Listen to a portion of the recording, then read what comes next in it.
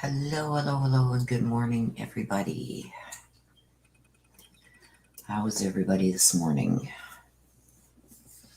I'll wait for a bunch of people to get in here before we start, and we're going to go over what's going on. As we know right now, good morning, Spirit Moon. Hello, Amanda. Courtney, good morning. Good morning, everyone. So we're just going to wait for everybody to get in here so we can start and go over what we know so far. Bryan Kohberger is on his way back to Idaho. So we're going to go over that. We're going to go over some filings that have come out. We're still waiting on the probable cause affidavit. Good morning, Cheryl. Michelle, Chris H. Good morning. Good morning, Roxy. Comp 2. Good morning.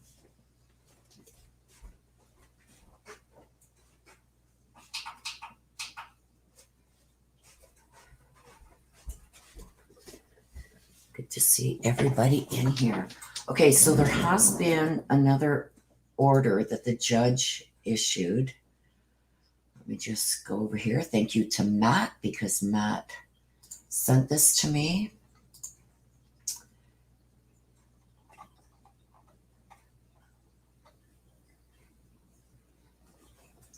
Okay, so there's a non-decimation order, which means that nobody connected to this case can speak publicly about it. And this is out of Idaho.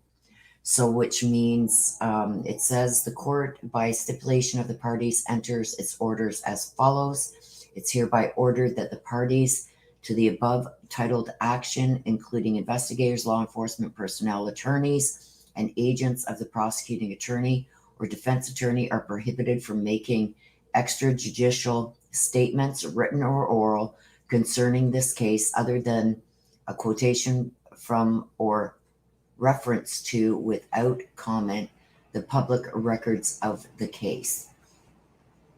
So the order specifically prohibits any statement which a reasonable person would expect to be decimated by means of public communication that relates to the following: evidence regarding the occurrences or transactions. This is very small, you guys, so it's hard to read. So any occurrences involved in this case, the character, credibility, or criminal record of a party, the performance or results of any examinations or tests, or the refusal or failure of a party to submit to such tests or examinations, any opinion as to merits of the case or the claims or defense of a party, any other matter reasonably likely to interfere with fair trial of this case, such as but not limited to the existence or contents of any confession, admission, or statement given by the defendant, the possibility of a plea of guilt or the charged offense or a lesser offense, or any opinion as to the defendant's guilt or innocence. It is further ordered that no person covered by this order shall avoid its proscriptions by actions that indirectly but deliberately cause a violation of this order. It is further ordered that this order and all provisions thereof shall remain in full force and effectualness through these proceedings until such time as the verdict has been returned, unless modified by this court. And it was signed by a magistrate judge, Megan Marshall. So what does that mean? I know a lot of people don't understand the terminology that some of them use and stuff like that, or judges use. What that means is they cannot discuss this case. That does not mean, I've been seeing a lot of chitter chatter that, oh, that means that the probable cause affidavit isn't going to be released and all this stuff. Well, that's not true. Okay. That just means that they can't go on, like we know other district attorneys have in the Barry Morphew case, go on podcasts and stuff like that and talk about the case. They can't give any information regarding what has occurred with the defendant while he's incarcerated, stuff like that. They can't give any information as to what was taken as evidence, like just stuff like that. They cannot give that. They're not allowed to talk about it. So we know that a lot of things get leaked And I'm just hoping in this case that people abide by that court order and do not leak stuff that is not supposed to be out there. We don't want a repeat of the Barry Morphew case. And we want this to go as planned by the prosecution. Now, they still have a fight ahead of them. I'm going to ask right now, you guys, whoever, is in here and subscribes generally knows, please don't mention other news outlets, other channels, things that you've heard that are not validated. I like to keep everything here as clean as possible and only verified information. We're all entitled to our opinions, and I respect those as long as it's done respectfully. I don't have a problem with it. So good morning, everybody. Brown-eyed girl. There's more here that I'm going to go over. I'm just waiting for everybody to get in. Please smash that like button, you guys. It's free. It helps get us out in the algorithm so we can keep going on this. So we don't have to keep stopping and repeating ourselves. And it's free. It's free.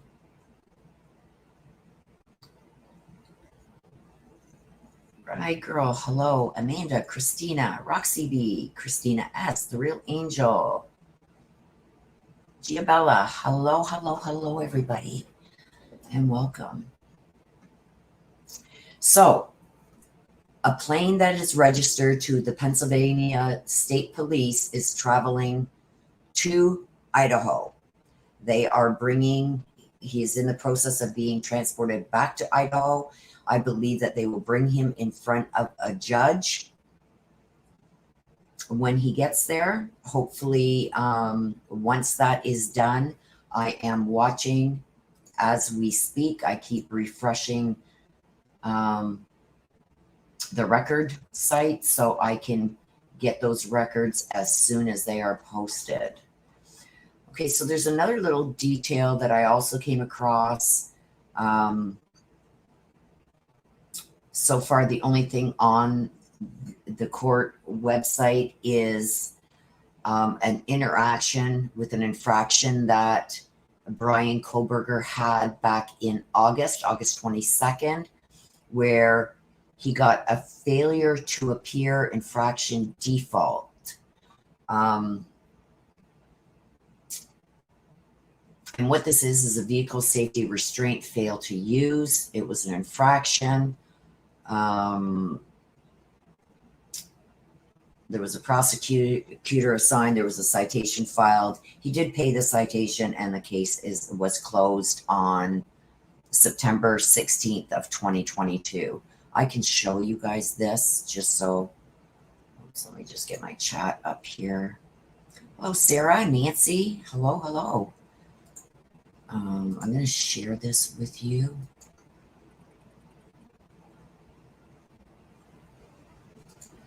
This one, yes. So here, whoops, that's not it. Hang on. Hang on, you guys. Whoops, now I just lost it. Where'd it go? Hang on, you guys.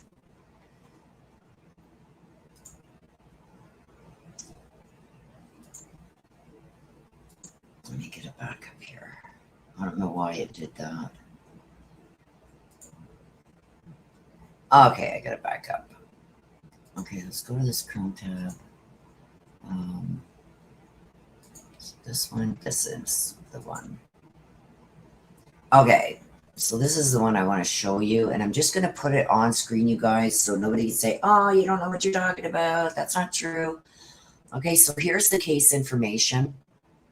And like I said, this is back from August 22nd. You can see the date right here. It's an infraction, failed to appear, infraction default. So which means when you get a ticket, you can go to court and fight it, or you can just pay it. Well, here he failed to go to court to fight it, so he has to pay it, okay?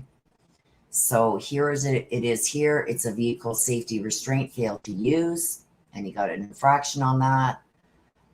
Again, vehicle safety restraint failed to use. By default, he is guilty because he did not go to court and fight it. And here it is here, the infraction, a prosecutor was assigned. The citation was filed with the courts. The courts got a default judgment on September 16th and closed the case, which means he didn't show up to fight it, so he is responsible to pay it, and it was a $10 fine. So he did do an online payment on the 24th of September, and now that case is closed. So that is all we have right now as far as Bryan. Like I said, I am waiting for, where did that go? Hang on a sec, you guys. I am watching for that probable cause affidavit to be thrown up here, but while we're waiting for that, I have other things that I want to go over. Let me just pull it up here. And like I said, you guys, I have been MIA for the last while because my daughter went in to have her baby. So now I'm back. I am back. And we're going to jump into this full force, and we're going to get all the verified information, okay? Bryan has said that he's eager to be exonerated. That came from his lawyer. Okay, so what do we know right now? This is what's going to happen. We know now that he is on a sheriff's flight back to Idaho as we speak. Okay, so there's going to be some steps that still have to be taken. This isn't a slam dunk yet, you guys. Excuse me. So what they are going to do is the first thing that they're going to do is they're going to get him in front of a judge. Hopefully we get the probable cause affidavit today. Okay. Now, what they still have to get together, get everything together. Step one is they have to tie him to this case. That's going to be done by several different means. Okay. So the DNA is a big one. I feel, and like I put in my community tab, I feel that this DNA is going to be coming from under one of the girl's fingernails. That is going to be the best DNA of his that they can get to tie him to that scene. And I'll explain why in a minute. If they have DNA from Bryan under any of the victim's fingernails, that ties him to that murder. Okay. That could be skin, that could be blood, that could be a hair of his or blood on them personally. And I'm not saying just in the home, okay? I'm going to explain why. To be able to say, we know 100% that he is the one that did that and did this crime, the best evidence that they can get is, I'm going to go over a couple of them. One, DNA under the victim's fingernails. That puts him there while they were murdered. Two, data. His phone pinging there. His phone pinging at that house at the time of the murders and then leaving that home. Being in that area before the murders. Okay? So being there before the murders, maybe stalking and watching. Being there during the murders, and then leaving the area once the murders were committed. Okay? So that is going to be very important. Those things there give them a very strong case. Doberman, I just sent you 3 screen grabs of his flight and a swarm of choppers in rural Idaho. I bet.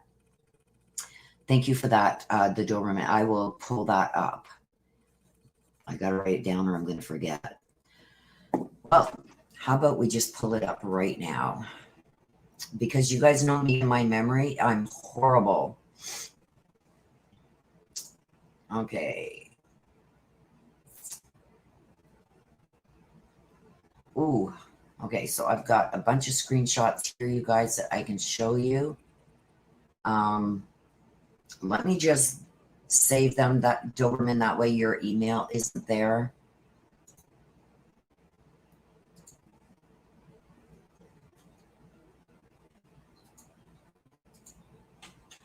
Just give me a second.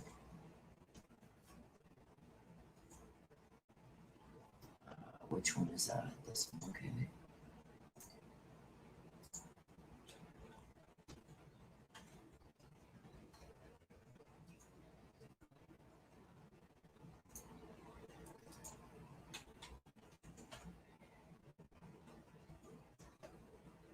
Thank you so much for that, Doberman. Okay, let me just get it on my email so I can pull these up for you. I'll put that over. Oops. Okay.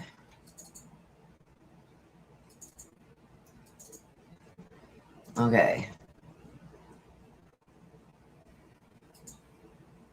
Let me present this to you guys. Share screen. Let me get them up.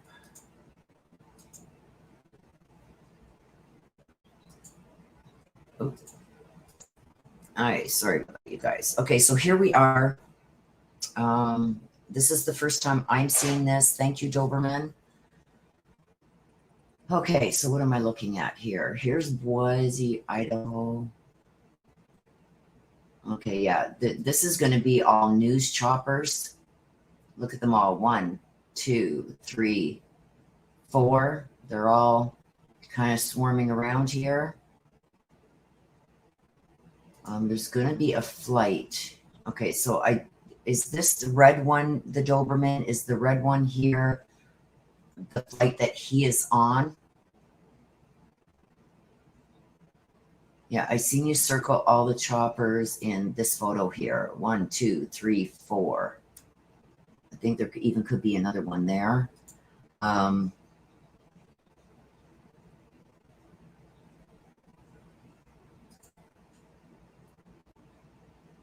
Okay, that's too small, so let me take these out. Is this him in the red, Doberman? Yes, the only undisclosed flight going is his direction. Okay. So there's only one unidentified, and they do that for a reason so people can't track them. So this is him coming, I guess, you guys. Possibility, not verified, but it kind of looks like Doberman has been watching this since it left Pennsylvania and is heading towards Idaho. We see it again here. And then we see all the helicopters swarming around here. Crack the code, maybe. So thank you for that. Thank you for that. Okay, so I'm going to get out of this for now. Okay, so back to what we were chatting about. The things that I think are really going to bust this case is, like I said, the DNA. If the DNA that they have was found under any of the victim's fingernails that matches Bryan, Bryan has a problem. Also with the data, okay, following, was he stalking? How often did his phone ping around their residence, ping around them personally when they were out and about? The phone pings of his phone, if he had it on him, just before the murders, during the murders, and after the murders. If they can place him there at all 3 of those times, that's good solid evidence. Okay? The DNA under the fingernails, solid, puts him there. The cell phone data from the victims and the defendants, how much were they together? How often was he in distance of their cell phone pings? Thank you, Petra. I really, really appreciate that. So they're going to be looking at not just the day of the murders, they're going to be looking probably back months. Were the victim and the defendant's phones pinging a lot in the same areas at the same times? Does his phone pings place him in the area of the house? The cell phone pings are going to be good evidence.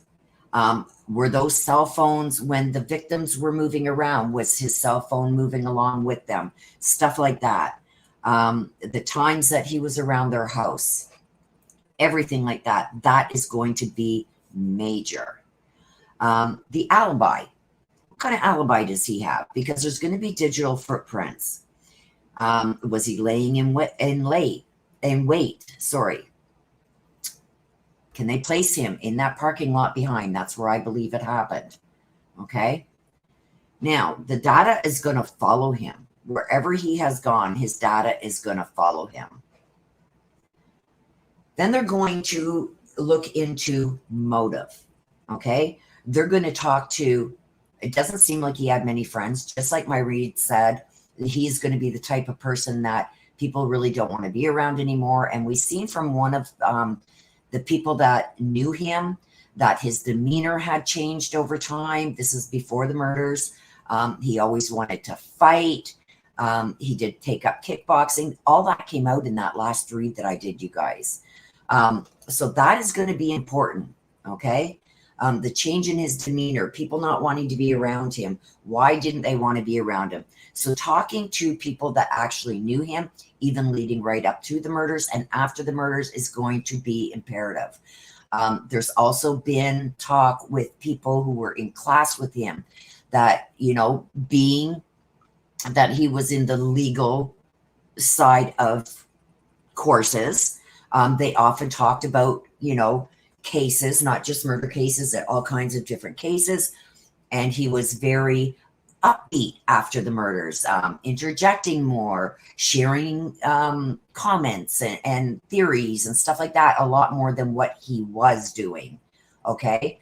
All of a sudden, when they would get on topic of the Idaho 4, he would shut down. That is going to be really important. Okay.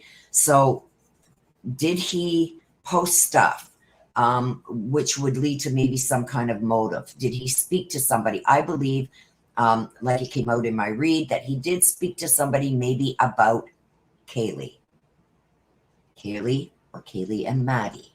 Okay. I'm still leaning towards Kaylee. Now, they are going to really need everything that they can get to put him at that scene at the time of the murders, leading up to and then leaving.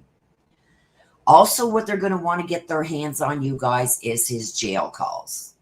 Any calls that he made while he was being held, they are all recorded. They're going to want to get their hands on that, especially the calls to mom and dad. There are calls that are privy and private, which means any calls to his lawyer and stuff like that are not to be recorded. But the calls to his mom and dad are going to be essential in this case. Also, the cleanup was halted. From what I have heard, I have not been able to 100% verify this, but I feel that I verified it enough to mention it and just take it with a grain of salt. Apparently, Bryan has hired a private investigator, and that private investigator has been at 1122 King Road. Now, how they matched him, the DNA was through like a genealogy, like I don't know a lot about this, you guys, but I know there's 4andMe or something like that, or Ancestry.com, stuff like that. They ran him because he wasn't in the system. And I said that weeks ago, that from what I'm seeing and how things are being handled, I'm assuming that they do have DNA and it's not in the system. I also said that he would have other in court things that he's been through, but kind of swept under the rug type thing, as to save him from having any type of record. We do know that there is one, at least in Idaho. That was just a seatbelt infraction, but it did come out that he is going to have some stuff like that that is kind of swept under the rug, as to not ruin his career, right? So we're going to see if there's more of that is going to come out. But this DNA match, they matched it to a family member that then they took that and they kept breaking it down and breaking it down and breaking it down to match it to Bryan. And then they matched Bryan to that car. That's why the car description went out. They were a little off. It was a 215 instead of a 2011 to 213, but they were very close. Now, that car has been towed, as we know, from Bryan's parents' home, and the FBI in Pennsylvania are going to be going over that car with a fine tooth comb. They are not going to chance bringing that car back to Idaho and anything happening, or giving the defense anything to say something else happened or something was planted or anything like that between Pennsylvania and Idaho. Okay, so best thing they can do is keep that car there. That's what I said yesterday. Also, yesterday I said I wouldn't be surprised if he is out right away. They want him back in Idaho. And he was shipped out this morning. I've got, let me see if I can bring that up. Sorry for the cough, you guys. I do have a cold again. The weather here is horrible. Oh, I can also show you this, you guys, which I got my pretty little paws on. Let me show you guys this.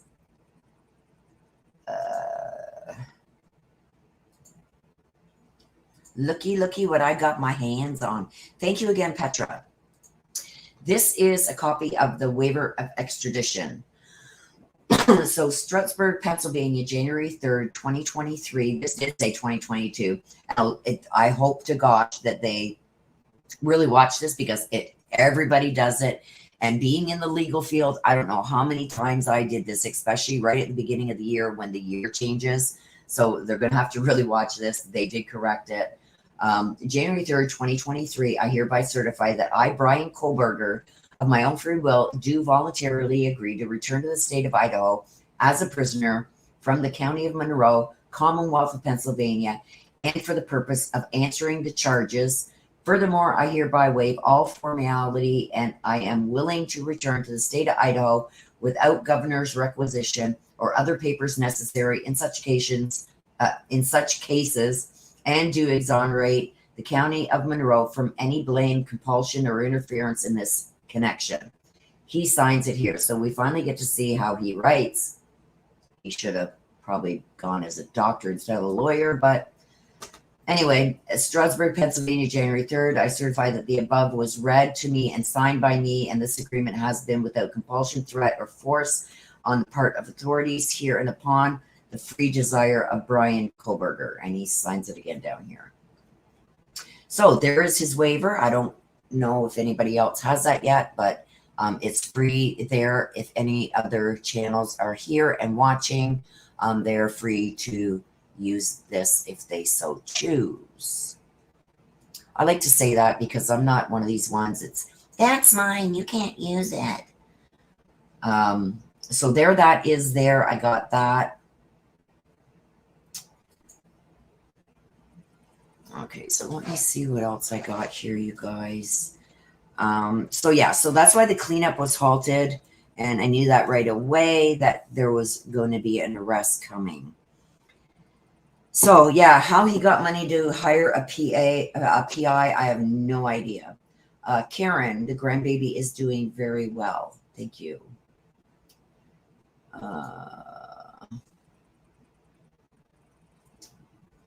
Yeah, right. Now, like I said, you guys take that. Hi, Nana. Nice to see you. I don't know how he can afford it, but like I said, take it with a grain of salt. I think it very much it's verified, but I'm not 100%. Yeah, the car is a rolling crime scene. I have a lot more to bring you guys. Okay,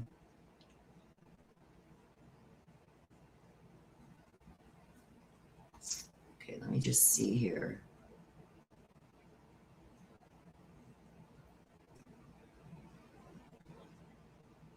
We don't know what that is all about yet.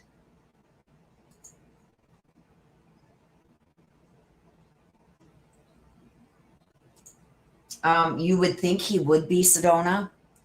You think he would be, but Lord knows, like you kind of like go into shock and kind of go into fight and flight mode and everything else when things like this happen. So right now he's in fight mode. Like he is going to be fighting for his life, because I do feel that this is going to be a death certified penalty case. Now there's going to be a lot of problems in Idaho with trying to get him a death penalty case certified lawyer, because there's two right now that he can't use for various reasons. I'm not privy yet to those reasons, but I do believe that they've already been involved in the case or have knowledge of the case on the DA side already. So they are going to be ruled out. They may have to bring in a special death penalty certified lawyer from another state, because as it is right now, there's not going to be one available for him because there's going to be a conflict of interest.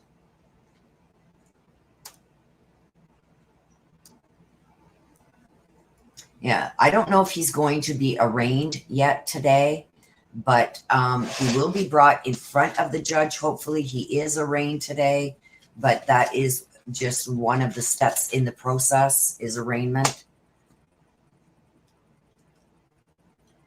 So they still do have, prosecutors still do have a little bit ahead of them to, you know, get together. I do feel, like I said yesterday, I do feel that he is not going to waive his right to a speedy trial. So I do feel like he's going to want this get go.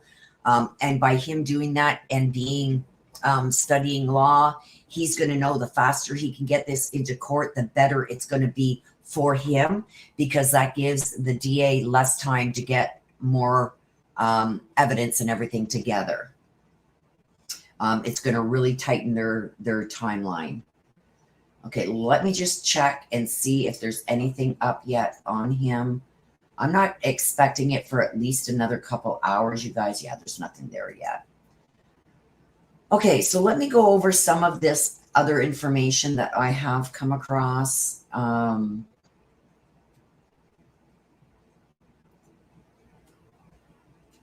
So in a press conference on Friday, Moscow police said that more information about the circumstances leading up to the arrest would be released once Mr. Kohberger appears in Idaho court, and his arrest warrant will remain sealed until then, following the state law.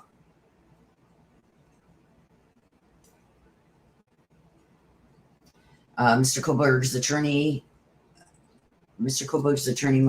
Monroe County Chief Public Defender Jason Labar, has since revealed that the Washington State University PhD criminology student intends to waive his January 3rd extradition. We already know that. He says that Mr. Kohberger is eager to be exonerated of these charges and looks forward to resolving these matters as promptly as possible. There you go. So yeah, he's not going to waive his right to a speedy trial. So in the aftermath of his arrest, 7 weeks after the brutal stabbings, former friends and acquaintances of Mr. Kohberger have come forward with details about his personality and his troubled past, allegedly marked by heroin addiction and weight struggles.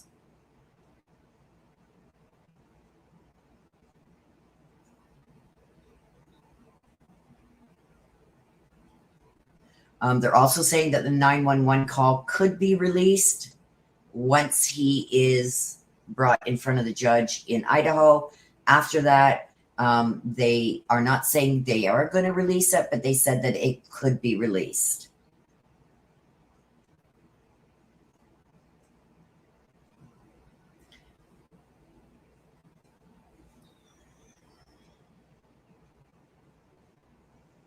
Okay, we have gone over the photo. I'll bring that up right now. Hang on a second, you guys. Let me bring it up. Let me put this over here. Okay, why can't I move it? Hang on.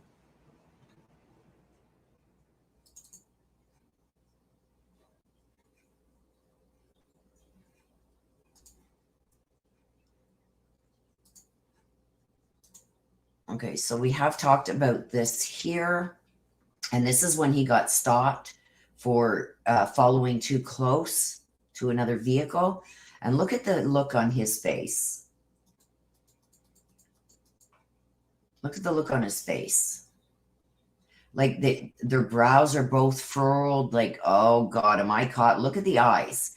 Don't forget, just before this, he was stopped before So he could be thinking, oh my God, did they put 2 and 2 together and now I'm getting stopped again so close to the last stop? He's probably thinking right now he's done.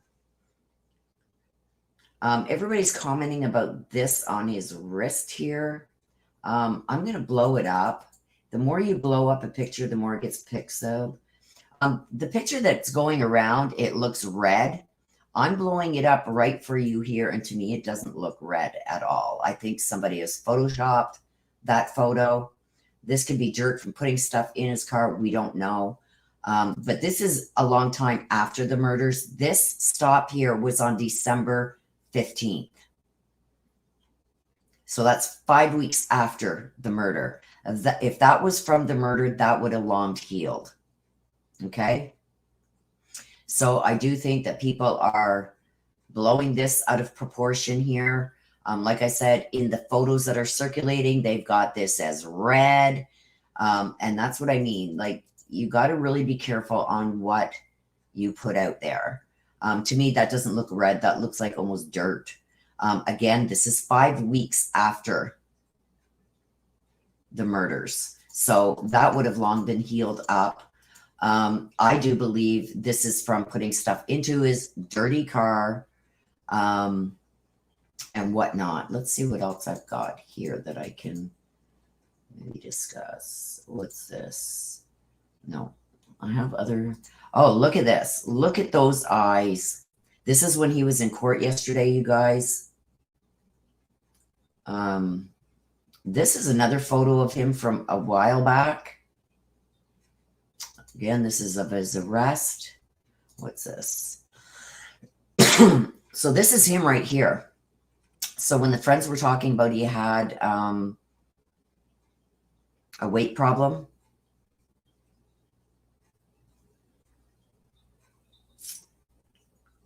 Okay, we went over that. What's that? So that's one of his friends. I don't know how true that is. Now, the day that he was arrested, this is what was going on, you guys. This is a celebration of life for Maddie and Kaylee. This was going on December 30th when he was arrested. Like, they can finally rest in peace, right? Another photo of him. What's this? This is him from News Nation, as you can see right here. So credit to them.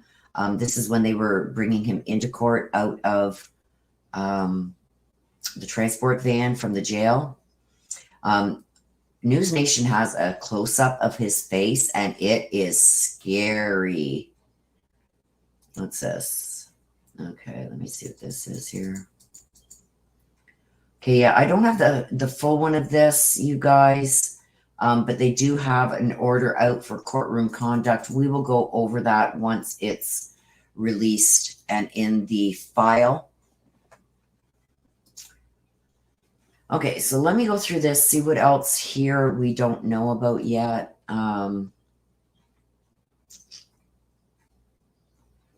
He lived 10 miles from the victims in Pullum.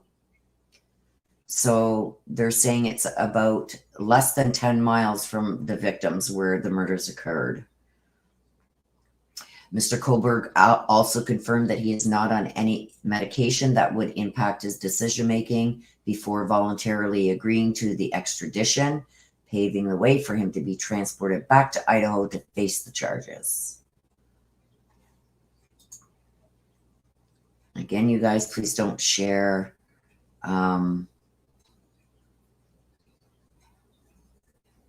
from other sites what you're getting and stuff like that, because I want to keep things verified here. Yes. Okay. Did you send me something else, Doberman, in email? Let me go check. Hang on.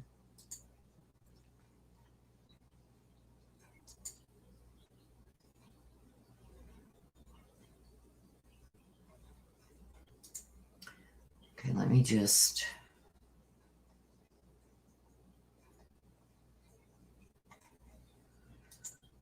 I've been sent so many things here, you guys. My email is like blown up.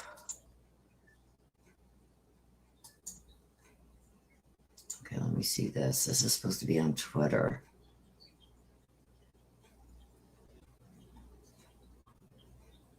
Yeah, I'm not going to repeat that stuff because to me it's not. And I did show the lock Doberman that you sent to me, the photo of the broken lock. Now, we don't know. I will bring that back up again. Let me see if I could find it here in my... I know I've got it because you sent it to me.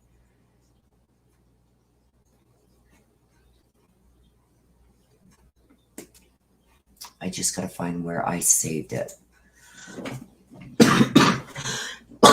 Again, you guys, I'm sorry for the cough, but I got one hell of a cold from in and out of my car and whatever. Anyway, it is what it is.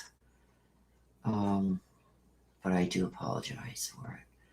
Okay, let me see where I saved that photo that Doberman sent me.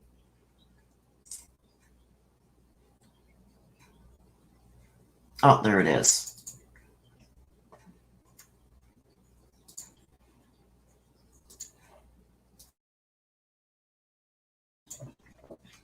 Okay. So here's what Doberman sent me too. This looks like that lock was he either broke in that lock or it was broken and didn't lock. One of the two. We don't know yet, okay? But what I am saying is this looks to be broken, unless this is photoshopped. So what I'm going to do, I'm not saying you photoshopped it, Doberman. I do have another photo here. Let me just see.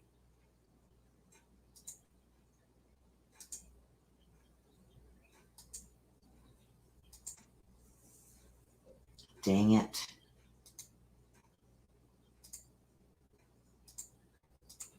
Oh, crap. Where is it? See, I can't really see there, even if I blow that up.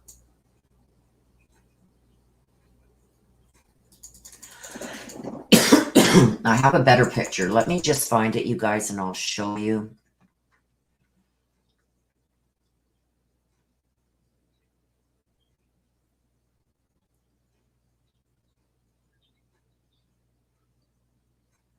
Okay, hang on. Let me just try and find this, you guys. It's easier for me to find that. Okay, here it is here. Okay. So let me share this with you. Because to me, in this picture, it looks totally different. I think somebody photoshopped that photo. Hang on. I think somebody photoshopped it because here's the cop at that door and it does not look like that here. So I do believe that somebody photoshopped that because that looks like it's intact. So I think somebody photoshopped it.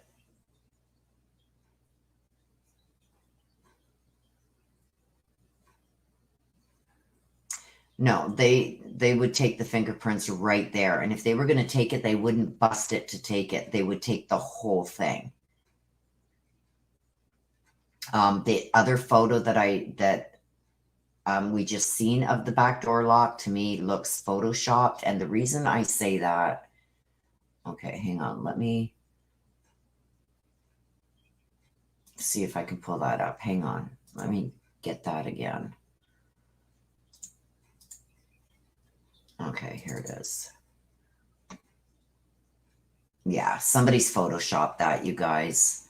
Let me just minimize this. Oh my gosh, what did I do here? Okay, sorry, you guys. I'm not on the ball. I'm still trying to keep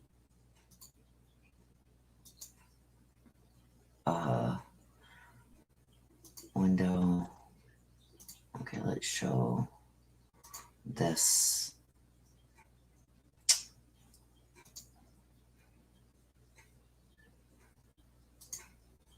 Okay, let me see if I can bring the other one up on there. Whoops. Okay, is that showing? It's not showing. Why? Okay, let me do this. Hang on. I think I gotta share. Hang on a sec, you guys. I'm sorry. Bear with me. Share screen. This one. Okay, there we go. Okay, so here is... See what I mean by this is photoshopped. Somebody photoshopped that, I think. It does look like there's print dust on there, but if you look at this and you look at this, it looks like somebody kind of cut it to make it look like this piece is missing. If the police were going to take this, you guys, they would have taken the whole thing. Because we do see in other photos, let me find it. Before I do that, let me just check the documents, you guys, and see if it's there yet.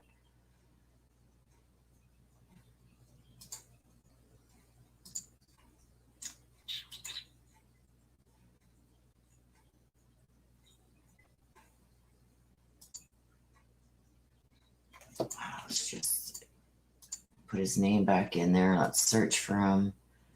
See if there's anything more. No, it's not up there yet. Okay, so now I forget what I wanted to show you.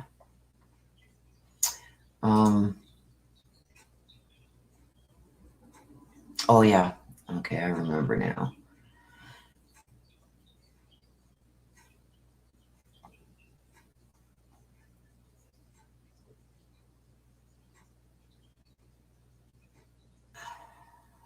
Okay, where's the picture? I do have a picture somewhere, you guys, of...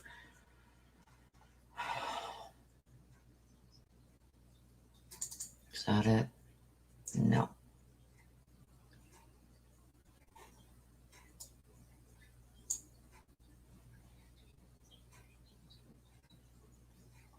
Hang on, you guys, I'm looking. Oh, I don't know if I'd showed you this yet.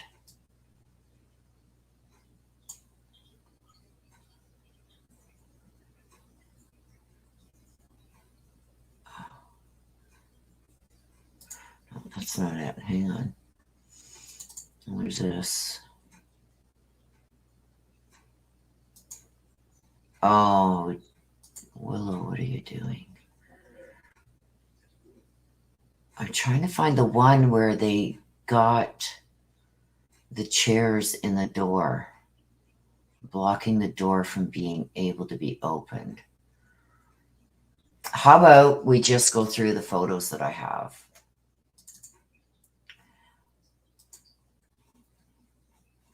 Are you guys cool with that? Going over the photos that I do have. Okay, so that's showing, yeah, we don't need to go there. That's the other car that was damaged. Okay, so here they are at the door. See, that screen is off, you guys. I got pictures of that from way back before the murders. That screen was on the ground there, so I don't think it has anything to do with the murders. This is inside the residence. These are all police photos. See, I had a photo of these chairs. This is when it first happened, when they first got there, these chairs being put in this door. So I do believe that that lock was broken. This is them inside the home. This is in the living room, collecting evidence. This is the kitchen, obviously. Here again, they're in the living room collecting evidence.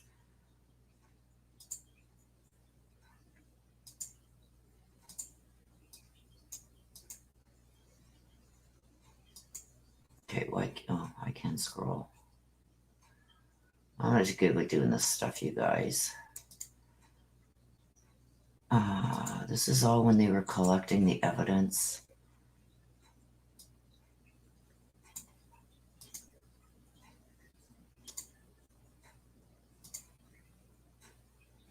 So there's the door in question right there.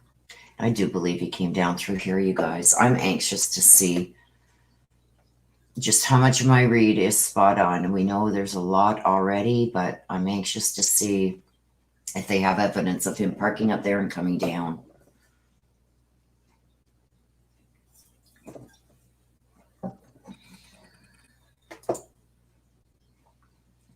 Maddie's bedroom.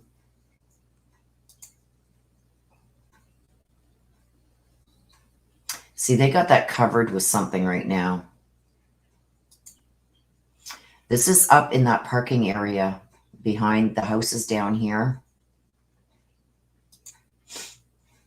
So those pictures would have been taken up the hill, and that was just a couple weeks back. But right from, I think I started, see, here's my map, you guys. When I'd said, feel maybe he's from the university here, and it was spot on. He was from there. And this is just all the bar, the grub truck. I was also drawn to this area over here for some reason. I still don't know why. This is me checking out a campsite area. Unless it goes orange, you guys, I haven't cleared it in for my records yet, except for the murder scene here. I still hadn't really got to meditate over this here or this here. But here and here, I feel like I felt like this is where he was from, was the university. And obviously there it is. And I do feel that something was disposed of over here. And I hope it's being looked at. Okay, so this is the house. This is Bryan's parents' house where he was arrested. This is the house here. Again, this is just a close-up that I got of it. See, as you can see, when I feel like I'm on target, it goes orange. There you go. So that is the house. And I want to make sure all the time that I am on target, and I feel that through meditation and my ancestors, I feel like, yes, you're correct. That's why I put them orange. So I wanted to make sure before showing the house to make sure that it was his.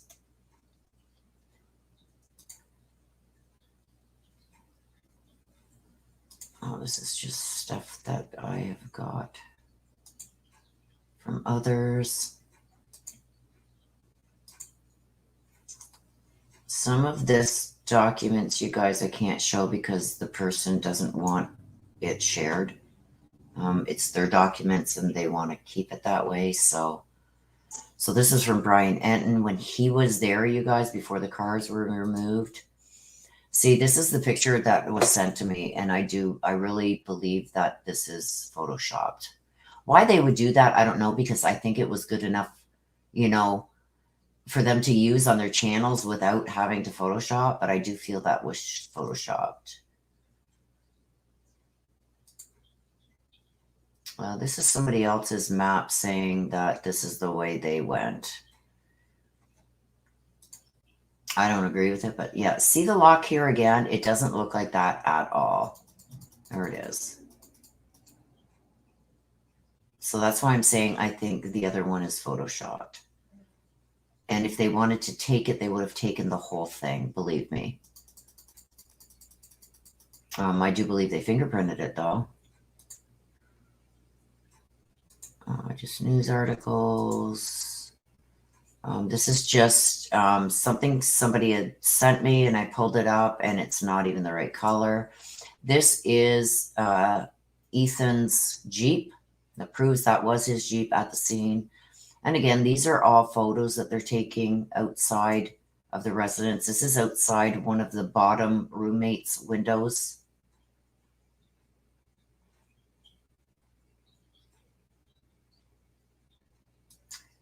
Let's go back to that.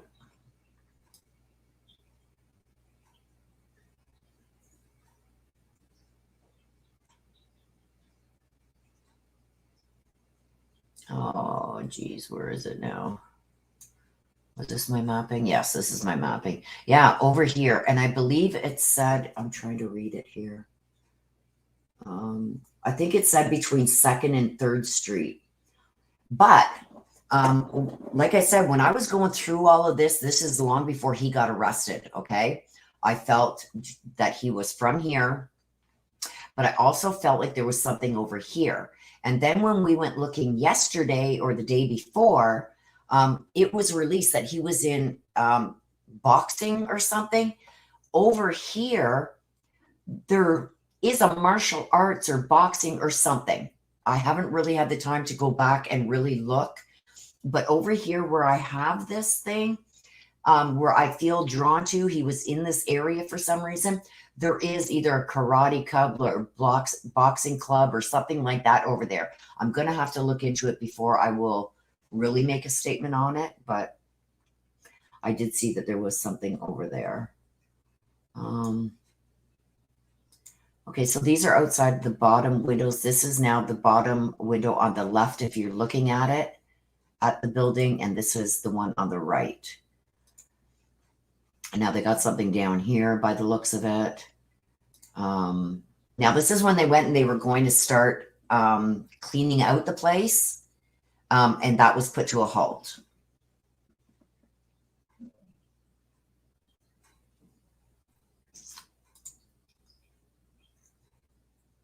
Oh, I can't get those. Okay, this is from, I believe this was from Kaylee's bedroom.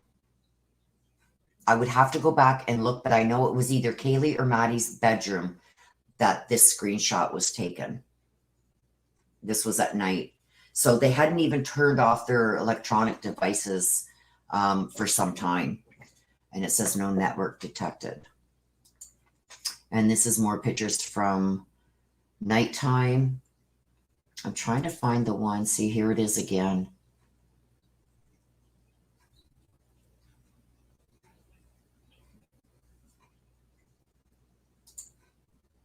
This is the kitchen, actually. People were saying that this was in the living room. This is in the kitchen. You can clearly tell because of the kitchen table here. Looks like the kitchen to me, but I could be wrong. This is more fake stuff that was put around. This here is in the kitchen. This is more fake stuff that was put around. I believe that this here, the guy was trying to say this is blood coming through in the kitchen cupboards, as you can see over here. Whose bedroom would be above the kitchen? Would be Kaylee's. But this, I feel, is just like wood stain or something like that. There's no way that it was debunked. But this is the kitchen. And this guy was putting out, look at, there's blood all coming down from Kaylee's bedroom. It was a bunch of that he put out. Look at, that's blood. No, it wasn't. This is more of the kitchen area. What's this? The Federal alert. Oh, that's these frat people putting out all kinds of crap. That wasn't true. That I told you about already. The pictures, we've gone through these already. There was a welfare check that was called in.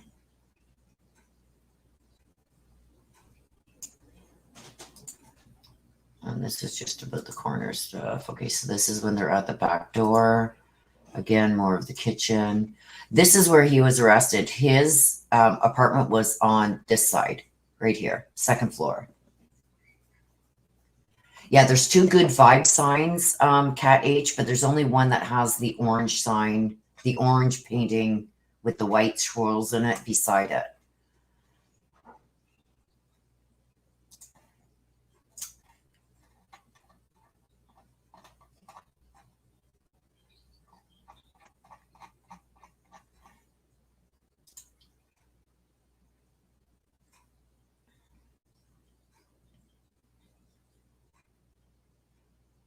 No, this is the coroner trying to correct herself. Again, of the house. And that was from Matt. There's Matt.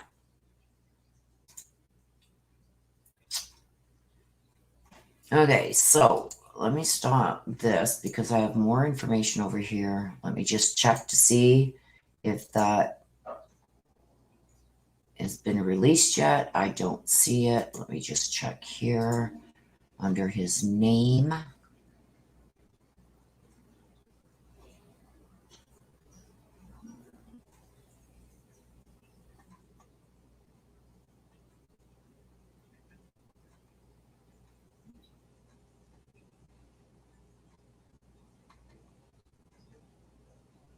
No, I don't see it being released even under his name.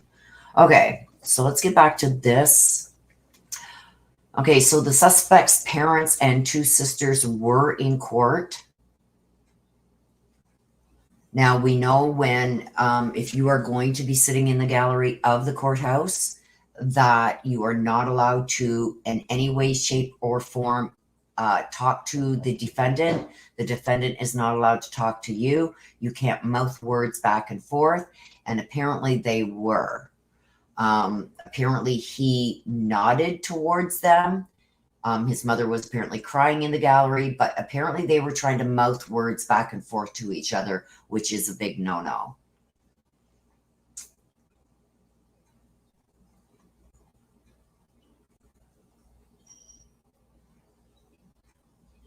So there were multiple, and I'm just going over this, you guys, so it's verified information. So you guys can squash any of rumors and speculation and everything that's going on and being said. I'm going to give it to you right here, and it's coming right from a verified source. Just give me a second.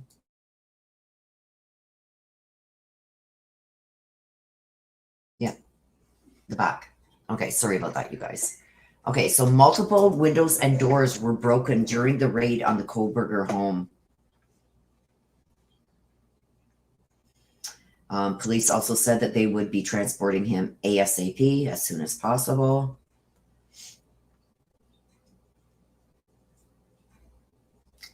50 officers were involved and deployed in the forceful execution of the search warrant.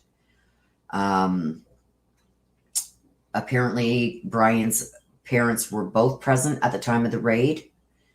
They did it. Now, I haven't heard any of the officers come right out and say it, but I said a couple of days ago the reason why they would probably do the raid at an early morning hour is to catch them off guard while they're sleeping, so they don't have time to run, grab a weapon, or off themselves or anything like that. That's why they tend to do that late at night while they're sleeping. We know that they were watching the house for 4 days, watching Bryan's movements. So they would have known, okay, lights are out. This is how long it takes, and do that raid while in the darkness and while they're asleep. That really protects them a lot and keeps them safe. That way, they probably watched for which lights went on and off when Bryan was going to bed. So they knew where his bedroom was, whatever.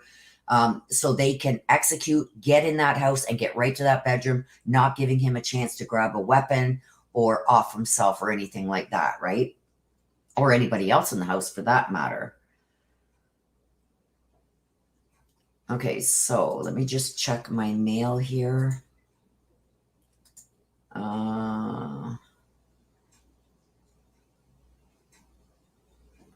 Okay. They did so. Oh, where'd that go? They swatted his ass. They did, Sedona. Yes, try and mask out the swear words, but I love the comment. They swatted his, you know what. Yeah, they would have used flashbangs, and they probably used a big hammering rod to get in through the front door or break out that window to be able to unlock it. They get in as quick and as fast as they can.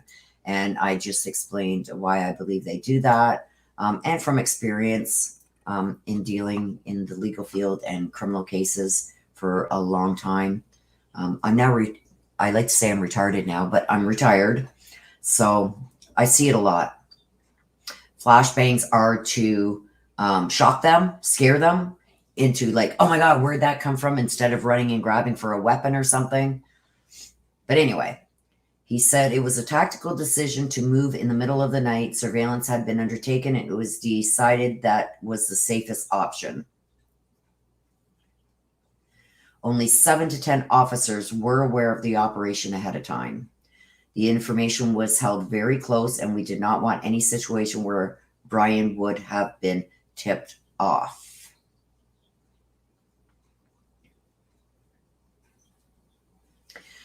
Yeah, they're saying that he wanted to be extradited quickly. That's why he didn't fight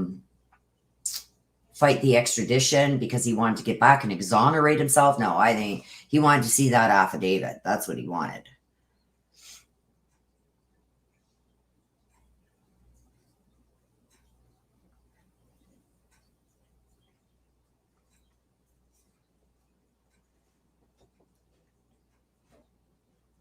They do say, though, that he was taken into custody without incident. And he said a tactical team known as a Containment and Emergency Response Team, CERT, was activated on Thursday morning.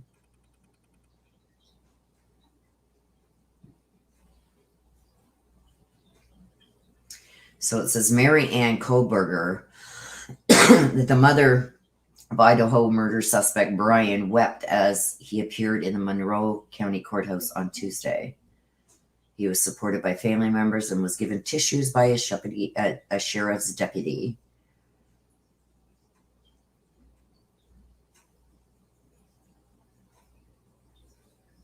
So he's facing the burglary and the first-degree murder charges.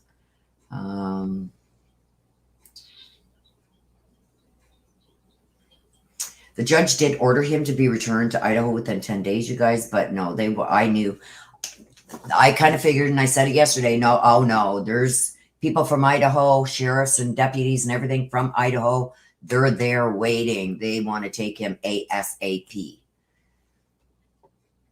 Oh, nice that you could be here live, Heidi. Nice to see you here.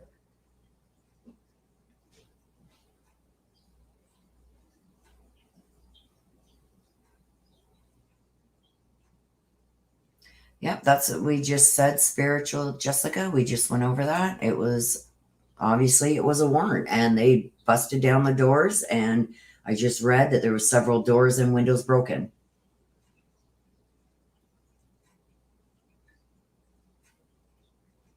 The glass probably broke when they smashed open the door. They used a big battering ram to smash it open. Thank you, Elizabeth Burks. Thank you. Thank you. Yeah, aggravated burglary. Okay, so I'm not really concerned about the aggravated burglary, but I'm more concerned about the murder charges sticking. Okay, so what has been said, now they're not allowed to say anything more, but this was already put out before the judge made the order. Basically, it's a non-disclosure order, no dissemination. They can't talk about it, but this comment was made before that order, where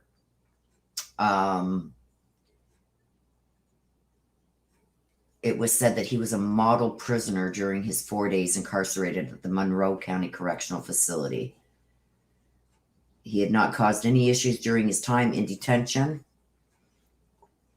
And that's in big contradiction into, like I said, and that's why I don't allow it here. People going around saying, oh, this woman was in jail and she said it was him and he exposed himself to her and blah, blah, blah, blah, blah. And that's why, you guys, I keep it to what I can verify here. Anyway, that has been squashed, and that's not true. He was being monitored in his cell at all times. He had been quiet and followed directions. So there you go. Another one debunked.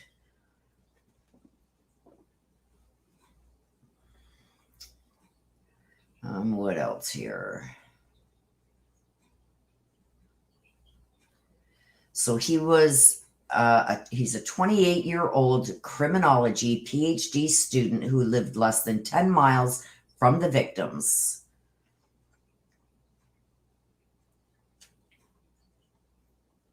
Okay, so another thing we're going to debunk. Corner Club Bar have made a statement. And it says here, they have pushed back against a rumor that accused killer Bryan Kohberger visited on the night of the murders. The Corner Club denied the rumor on Twitter before slamming the media and members of the public for reaching out about the theory. The suspect was not and has not been here. No one was removed from the bar the evening of the incident. Stop calling us. Can you imagine? I just can't, you guys. So there's more debunking, and this is why I don't get involved or I just don't need the drama. And he is the only one, and I've said that right from my very first read 2 days after this happened. He did this by himself. There is no others that are going to be charged and arrested and everything else. The only other charge that I could possibly see coming is if his parents knew, then they could be charged with after the fact, with helping him escape the area, stuff like that. There could be all kinds of charges. I don't want to go into them because we don't know how much they actually knew, and I don't want to put his parents in danger by spewing things that isn't true. But if there is going to be any other people charged in this case, the only ones I would see being charged is possibly his parents. That's a big if. I may do another reading, Jessica.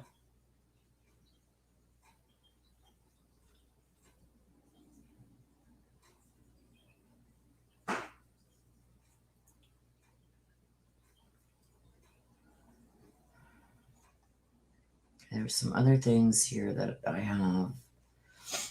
I can't show you guys because it's going to reveal the person's email address and who they are, and I just won't do that.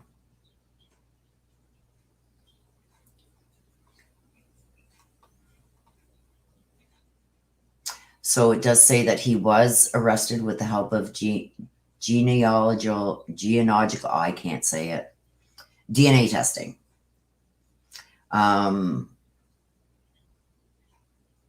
The identified DNA evidence was run through a public database to find a potential family member matches, and that's how they found him.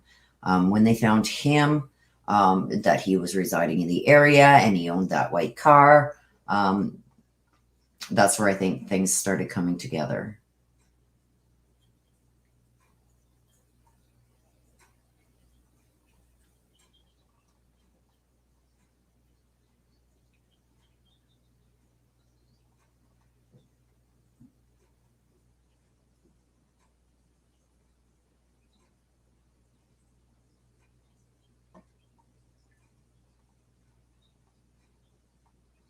I'm just looking through this to see what I can say and what I can't, you guys, and please just bear with me.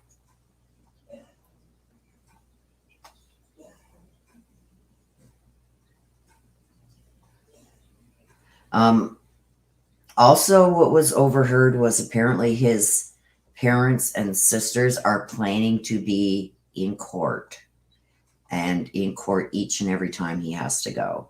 So what are they going to do? Are they going to go and stay at his apartment in Pullman? I don't know.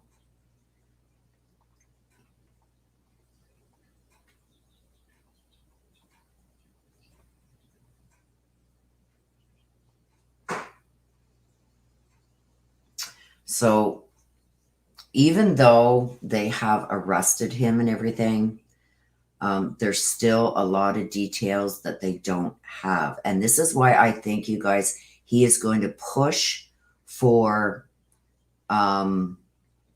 his trial, and he's not going to waive his right to a speedy trial because there's still a lot of details and a lot of holes that haven't been filled in. They still haven't found the murder weapon, and there's huge gaps still in timelines. And that includes the timelines of 2 of the victims.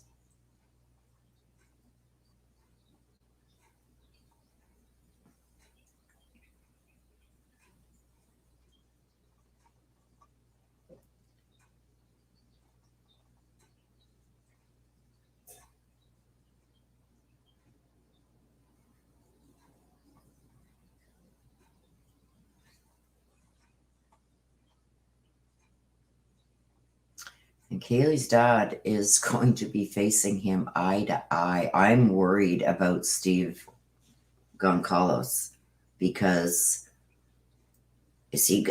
I don't know. I know me as a parent, having my daughter's murderer right in front of me, I think I would go at him. I would go after him. I don't think I'd be able to hold myself back.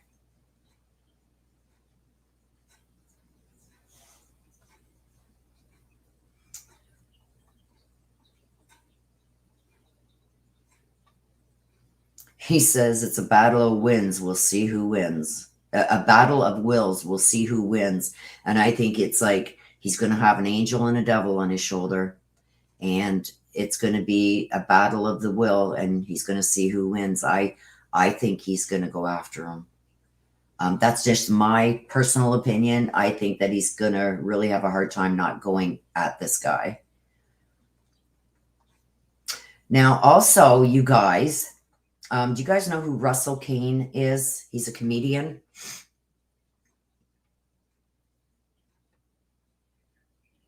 Do you guys know who he is? Because he's apparently received at least 100 messages with people harassing him, saying that he looks a lot like the killer. They do have some similarities, but he's a very well-known comedian. And he says he's tired of being compared to the man charged with the November Idaho murders. Okay.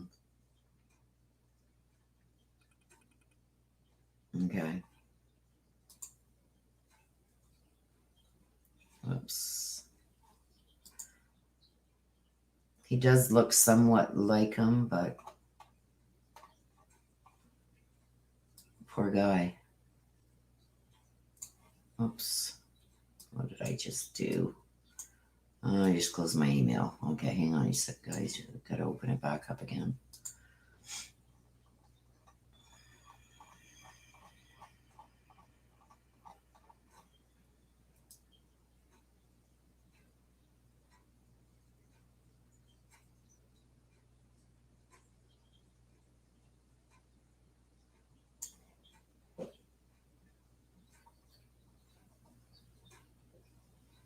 So apparently, from what he had said, is he was going to spend the holidays with his family.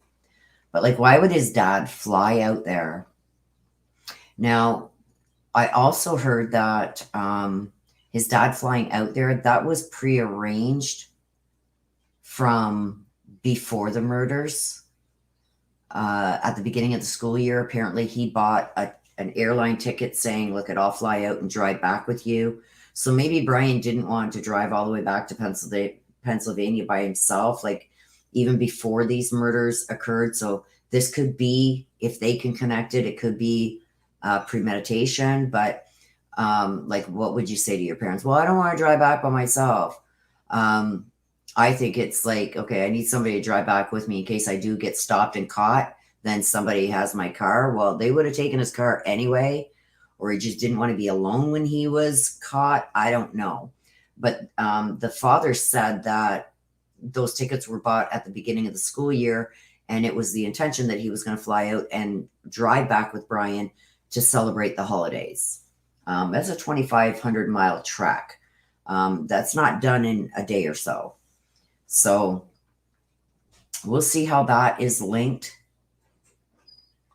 Don't know how they're going to link that to them unless he bought a ticket around the time of the murders. We'll have to watch and see how that comes out, what comes out. Nothing can be verified right now when that ticket was bought. It hasn't been said by law enforcement or anyone else where I could verify it.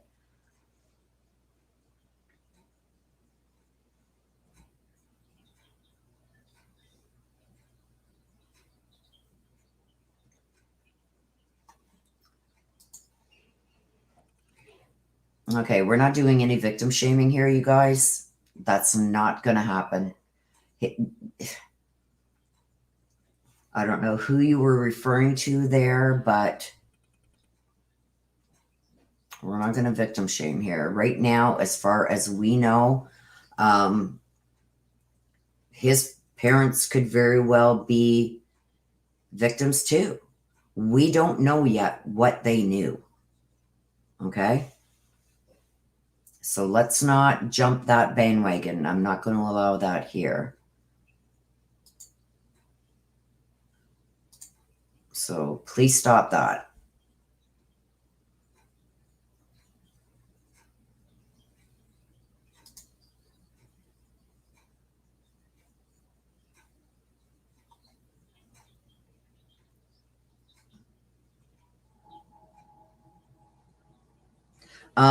We don't know what the stops were. We were given some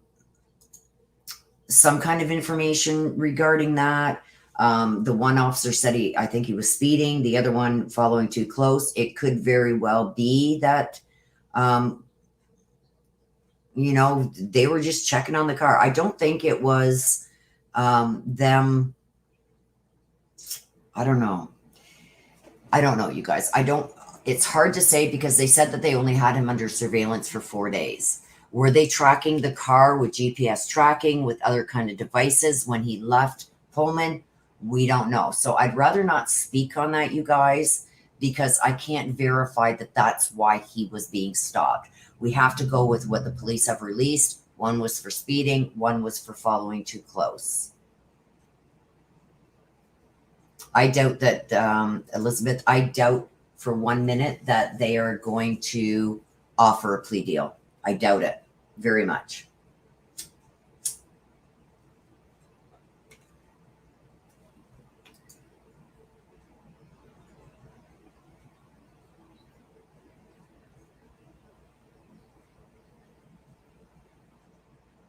Yeah, he was a freshman. This guy was 28 years old, so you never know, though. We never know. And that's why I said, let's not start attacking the parents and shifting blame to the parents, and the parents knew this. Do I think his dad possibly could have known?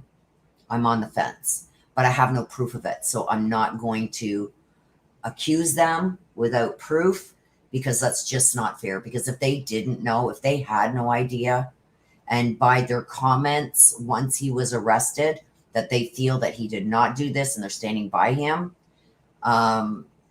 they possibly could not have known. You know what I mean? I'm not saying they didn't, but let's not start putting other people's lives on the line and everything else with what we don't know yet. I don't think that's fair.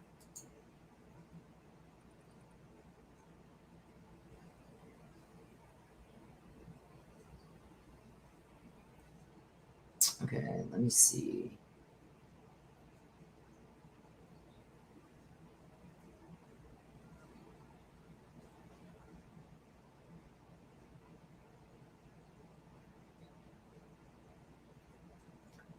Spirit Moon, I don't know, because we don't have the specifics as to exactly when they started following him.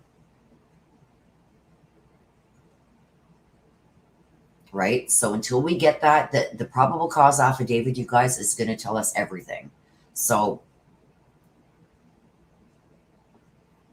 I don't think they were too close together. And I don't think the bolo was put out yet regarding the car. So don't forget, that was back on the 15th of December. So I don't know. Yes, TK Sass. Thank you. No, they're not going to. No deal. No deal. Guilty. That's it. I think that's the only plea they're going to accept is guilty. I do see him pleading not guilty. He's going to fight this all the way. I do see it being a death penalty case. And I do see the prosecution going full force ahead with the death penalty case. There's not going to be any pleas offered in this case. That's my opinion.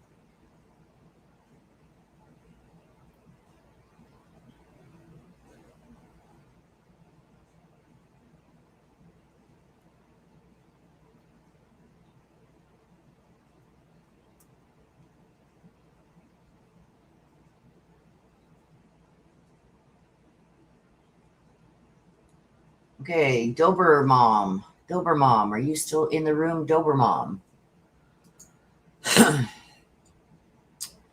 Dober Mom.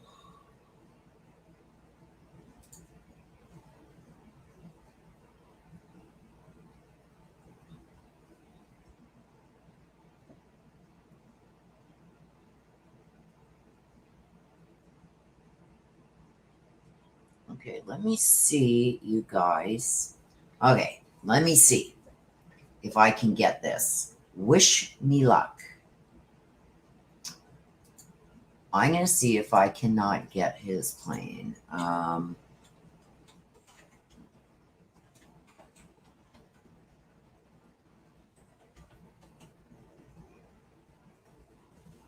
Okay, let me see. Oh my gosh. Okay, I'm going to show this to you, and you guys are going to have to help me if you want me to show you this. Here we go. You ready? You see his plane there? Look at, he's waving. Okay. So what we're going to have to do is, let's see if we can find his plane. So he's coming from here, going over to Idaho, right? Where's Idaho? Oh my gosh.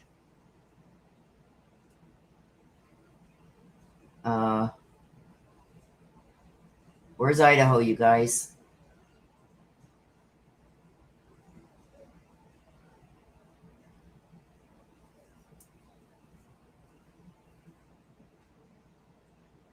On PC 12?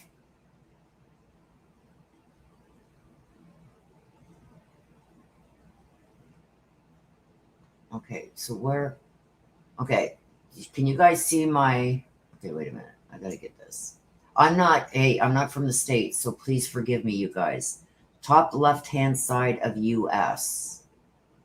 So this is Idaho up here or here? I think that's north before Washington State. That doesn't tell me a lot. Okay, hang on. This is Boise, Idaho, right here. So this is Idaho, right? Where my pointer is? By Washington and Canada borders. Okay, so is this, I see BOI. I'm assuming that this is Boise, Idaho, right? Am I in the right? Is this Idaho, you guys? That's it. Thank you, Rocket City. Thank you. Okay, so now I know that's where it is. So he would be coming. Okay, let's find Illinois. Somebody said he was just going over Illinois. Where's Illinois from there, you guys? How many states over? This is Seattle. Is this Seattle? No. I don't know what this is. I should probably pull up a map on my other page. Right of Oregon. I don't know where Oregon is. This is Idaho, right? This is something.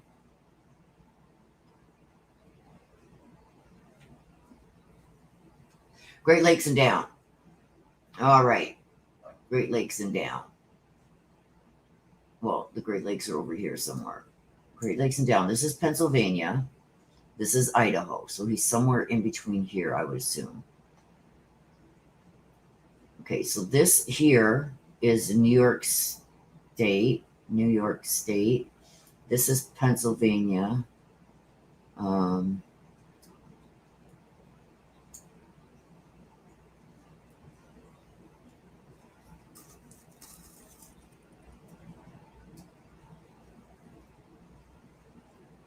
Okay, wait a minute, you guys. This is going to be easier for me. Hang on. Map of the USA.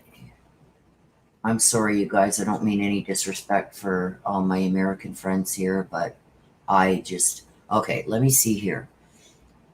Okay. So Oregon, Washington, Idaho, Nevada, Wyoming. Okay, can I make this bigger? Yes, I can. Okay, whoops. Oh, stop it, Willow. Stop moving it. Okay. So, this is Idaho. This is Montana. This is Wyoming. This is South Dakota, Nebraska. Illinois. I see Illinois. Okay, so here is Idaho, North Dakota, Minnesota, Wisconsin, Wisconsin is right below. Okay, Illinois. So right here somewhere is his plane. Where now we got to find his plane. What's this? SWA. And going the right way. What's this? SWA. What's this? Somebody gave me the plane. EJA. Maybe they're already past Illinois. What's this? What's this? You guys said that he was on a sheriff's plane, right? Okay, let me get back to chat. Crown Royal, cool. Okay, so Lou McKay. Well, that's what we're trying to figure out. Somebody told me what plane he was on up here. Hang on, let me go back.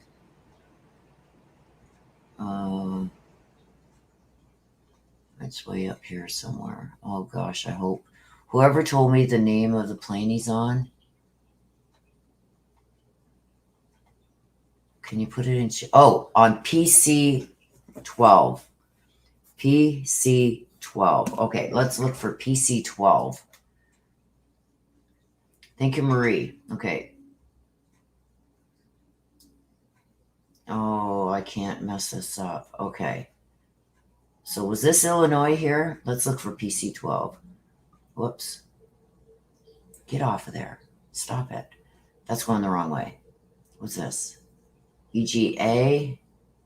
I would assume it's a smaller plane heading to Champaign, Illinois. Well, this is Illinois, right? Am I in Illinois here? It's going to be a smaller plane, right? Am I correct with that, you guys? Is it one of the smaller planes? Going to Denver. Everybody's telling me different places here. You confuse it. It doesn't take much to confuse me to begin with. Okay, can't I search for it? Search for a flight. Here. PC, what was it? 12. 12. Oh, right here. Where are you? Oh, no. Willow, go back. Okay. Well, that didn't work. Flight tracking. Flight finder. They're probably not going to have it. Let's do that again. There was something else there. PC 12. Pegasus Airlines. Unknown owner. And that is a PC 12. And it's not going to give me his flight. See?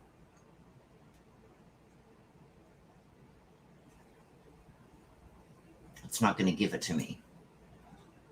Well, do you guys have patience? Okay, so is you okay? Spiritman's laughing at me. This is not good. Okay, so I'm in Iowa. Okay, where do I? Okay, wait. Is this Illinois right here? Here? And is it going to be a big plane or a little plane? Help me out here, you guys. Because, see, there's big, huge planes like this, or there's little bitty planes like this. Oh, dear. These are martinis. Oh, God. It's going to be little. Okay, thank you. That helps TK Sass. It's going to be little. So it's not going to be one of these big, huge jumbos. It's going to be a little plane. Let's see the little planes here. Oh, here's a little plane. That's not him. Am I in the right place? Am I in the right place looking here, you guys? It's going to be in green. Okay. Oh, that's a GAC 12. This one What do you mean it's going to be in green? LBF? I don't get what you mean. It's going to be in green. Okay, I'm looking at all the green. Oh, my eyes are going funny, you guys. On the border. So right here, Crown Royal. Right here. Along this border here. Is that where he is? Crown Royal? Or are they over here? This is number 1. This is number 2. Okay, this one here. Okay, they're on the border. Let's find this. Let's find this sucker. What's that? That's not it. He's right on the border, he said. Well, this guy doesn't look like he knows where he's going.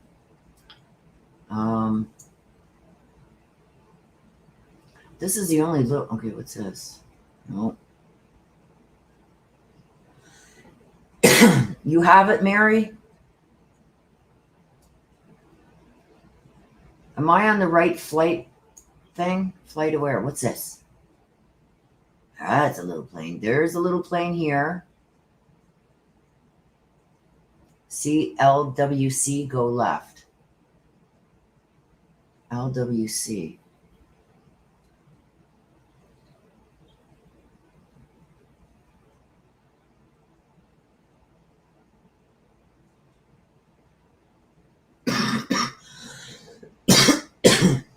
I don't see LWC. You're not in the right state. Well, no wonder.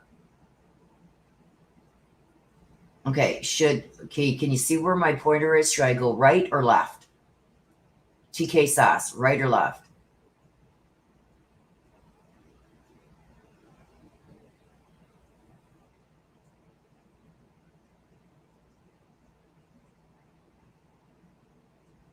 I'm just watching for TK Sass right now to show me if I should go right or left of my pointer.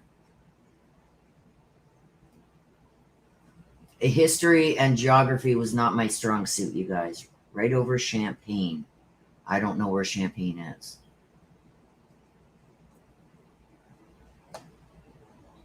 Can you see my pointer? So the beast will be back in Idaho in no time. Willow, what is this? We're trying to find the plane, Marie. Right. Okay, so I go to the right. So in this state here, by this border, I can't see your pointer. Okay, can you see my pointer? Okay, T and down. Here, should I be down in this state?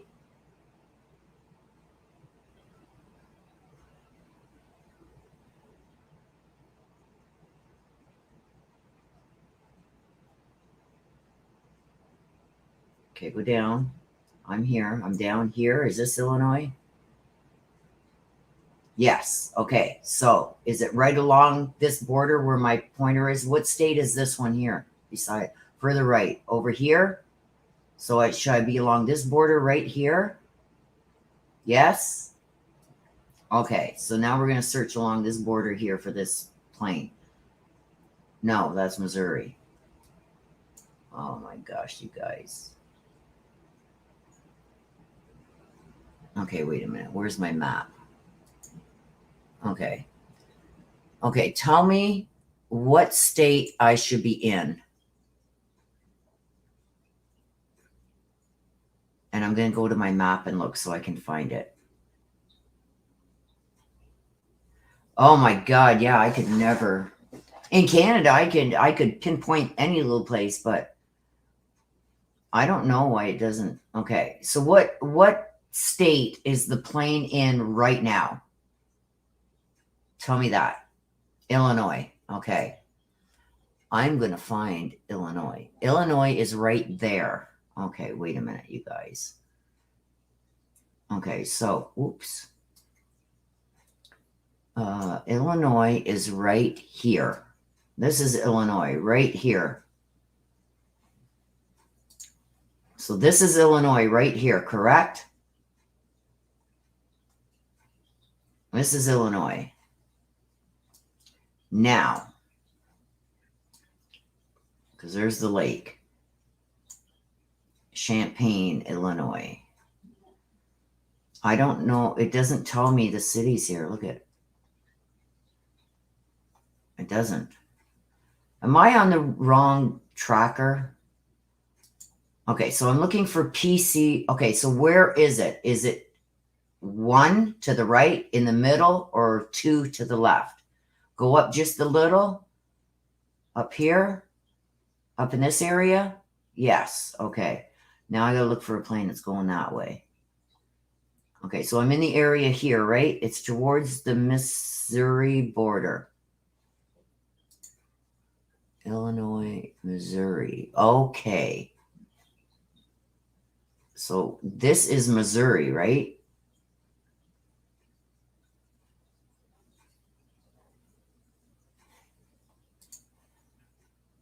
See that orange dot? This dot right here? Yeah. This orange dot? In the middle there. This orange dot right here where my pointer is, if you can see my pointer. You can see it flashing.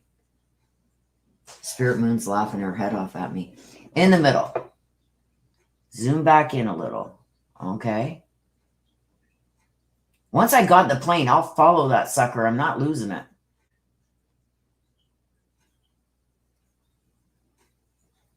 Okay, I zoomed in on the dot. That is the plane. That's the plane, the orange dot. Where I'm at right now, this is the plane. Somebody tell me yes or no. Is this the plane, the orange dot that I got right here?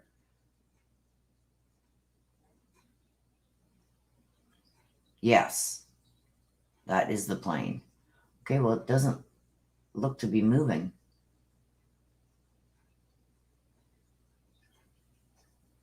That orange dot is not moving.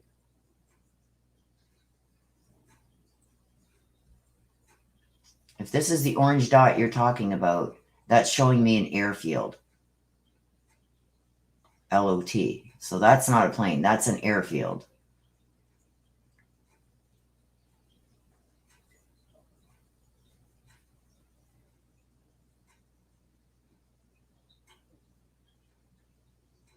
Okay, there's got to be a better flight tracker than this. What flight tracker are you all using? Are you using FlightWare like I am? So you're saying this is the plane right here, this orange dot.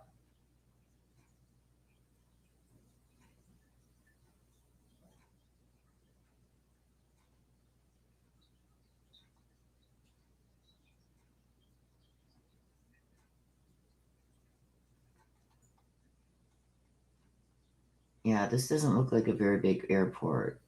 But if that's what you're saying, this is the plane? Flight radar 24. Okay, let me try that one. Flight radar 24. Live flight tracker. Here we go. Yeah. Give me all the cookies. I'm hungry. Oh, well, this is better. Okay, let me get out of that other one. And let me show you this one. Share screen. Chrome tab. Here we go. Here we go. Look it. It tells me now. Look it. It says, this is, wait, why didn't I do this? Okay, now I got to find the sucker again. Okay, so. Oh, look it. You guys got an Ottawa in Illinois. Okay, so now I got to find this sucker again. Okay, so where is down a bit? Down from this red thing? Down Clinton. Oh, Champlain, right here. Okay, so is this the... Oh, I got it, you guys. Thank you. You guys are awesome. PC-12, right there.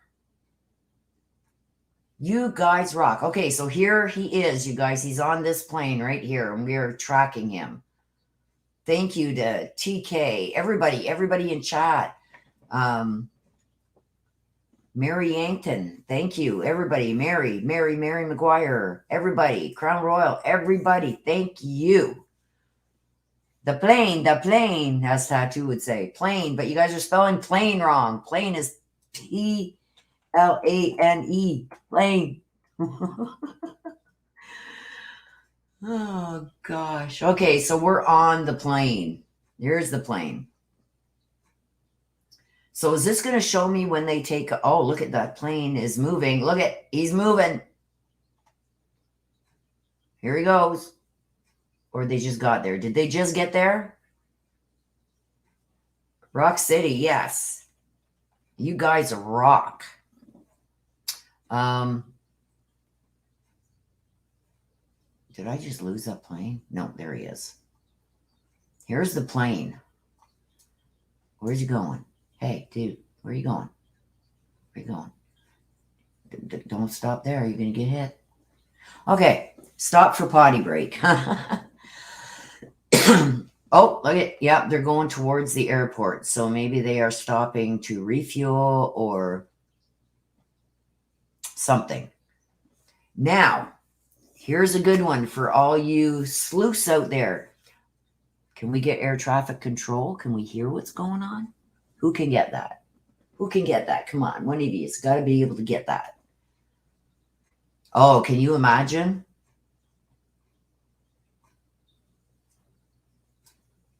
So how do we know that he is on this plane?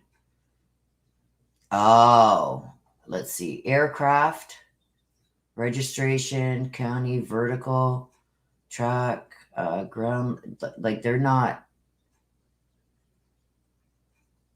giving any information on this plane at all.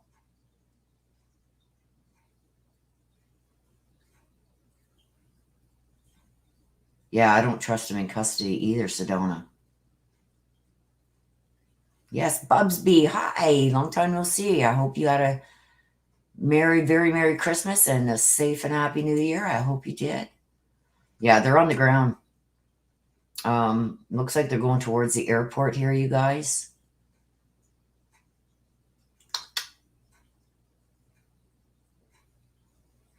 Did I freeze up?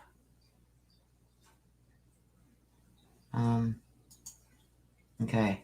So here he is here. Oh my God, he disappeared. What? Where'd he go? What the hell? Where'd he go? Uh-oh. Come on. All that to find it, and now it's gone. What is going on?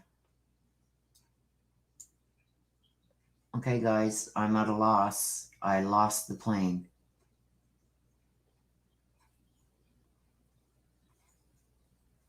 I lost the plane, you guys.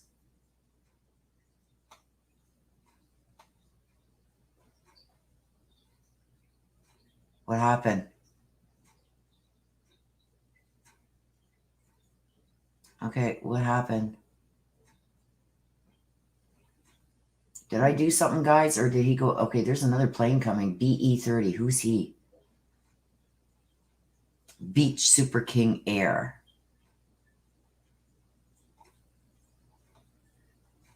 This one's not giving much information about the plane either, so maybe they're going to change in planes because they know we're following.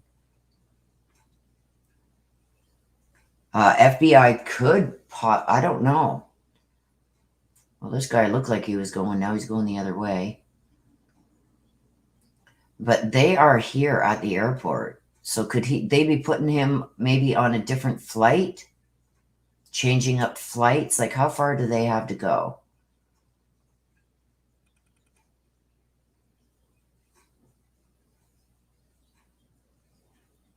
They're here. And they got to go over there. Okay.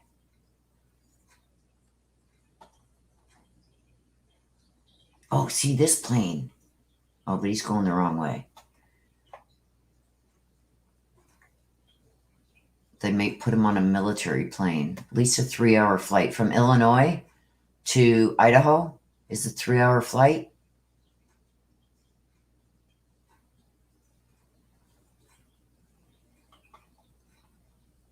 Yeah, because I don't even see any other planes here ready to take off, but we know that they landed right here.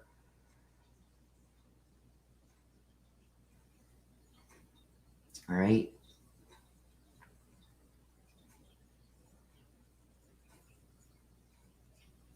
Oh, this is going to drive me crazy now. A jet is quicker. Well, get his ass on a jet. I'm leaving on a jet plane. Okay, get him on a jet. Oh, somebody, life insurance.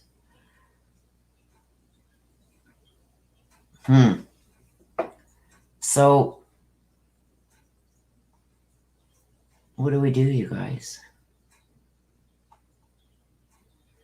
I don't have to check the court things because we know he's not there yet, right? Probably refueling and the transponder may be off, but they're probably switching planes as a precaution. That could very well be too.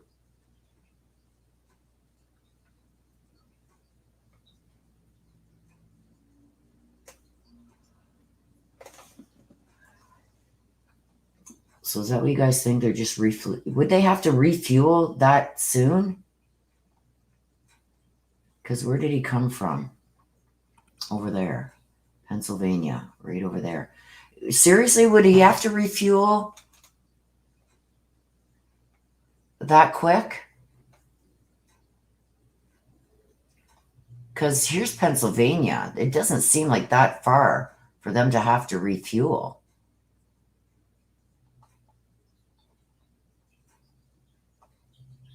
Right?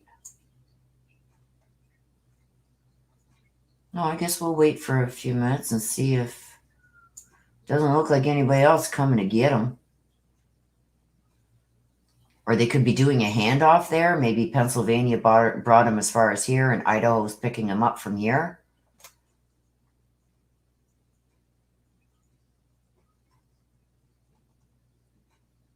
It could be that too, that they're just handing him over. And then another plane is going to take him from here to Idaho. Smaller plane, smaller engine, smaller tank. Yeah, probably, eh? But you would think that they would want him on a non-stop because less chance for anything to go wrong. Yeah, I wouldn't think they would need to refuel. Maybe they're handing him off. Maybe Idaho is meeting them halfway or something.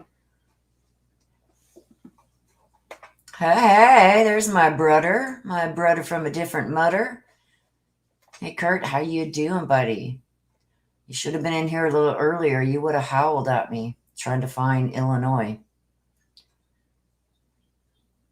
Geography was not my strong suit. So yeah, it was quite the, I found it easier on this one, on the flight radar, because it does have the states written on it. The other one didn't. It was like, guess.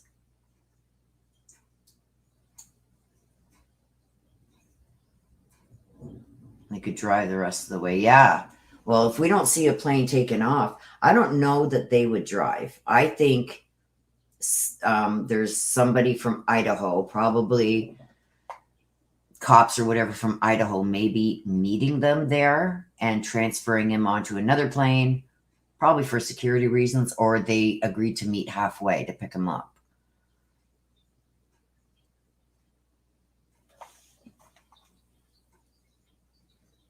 Oh, hell no. I was on a different flight tracker and I couldn't find shit. I mean, thank God for my subscribers in here because they got me in the right spot. So that's where I am. But this one is a lot easier because it has the names of the states and everything on it. The other one that I was first using didn't have nothing. It was just all blue. And it's like, guess. Guess where you are.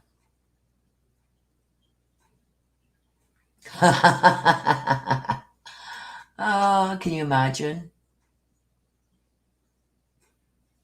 I know. I watch it sometimes and it's like, oh my God, they're going to crash. But it's most of them. Oh, look there's a BE-30. Hey, that little guy there was coming this way. Then he did a loop-de-loo. And now he's heading back over here. So let's see if this little guy here. Oh, see, now he's are you just going in a circle? Are you lost? It's got to be Canadian. Canadian pilot. He's lost, just like me. Oh, see, there he goes again. He's taken off the other way again. He did this earlier. Yeah, I don't think so either. Oh, thank you. Your community's pretty good too. Your community hope rocks. Yeah, absolutely. This town is near Champaign, Illinois. It's just below Savoy. Right here is Savoy, but this is Champlain up here, and it's called Willard Airport. This dude over here doesn't know where the hell he's going. He doesn't. He's like, I swear to God, it's got to be another Canadian. Lost. Because he seems to be just circling around over here. Because he came up here, turned, came down. Came up here, turned, came down. Unless I'm on a loop. Okay, let's see what else is around here.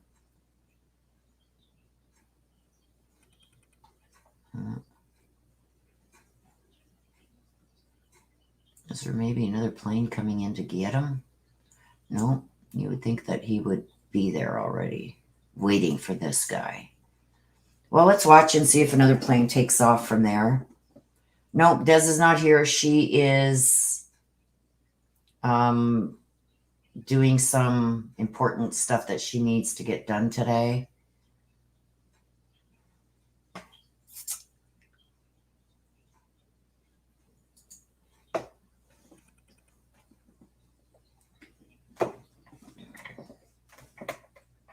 Yes, God bless the back button. But yeah, we're going to keep an eye because we've seen the plane come from here, down here, and then over to here.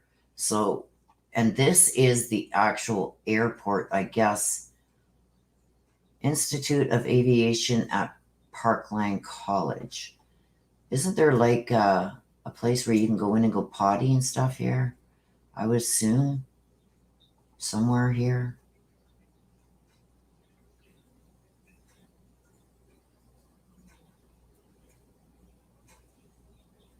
Yes, AK is here. We've got a few mods in here. AK, Marie, Spirit Moon, K Mitch. We've got quite a few. We're missing Rosie. I haven't been able to get a hold of Rosie. I don't know what's going on with Rosie. I hope that she's okay. Oh, you tried to find the airport's tower traffic, but there isn't one. I was hoping somebody could get like air traffic control or something and listen to that crap. Yeah, I wonder if he has a fear of flying. If he does, I bet you he has a fear of frying. Oh, boom. Bad pun. Okay.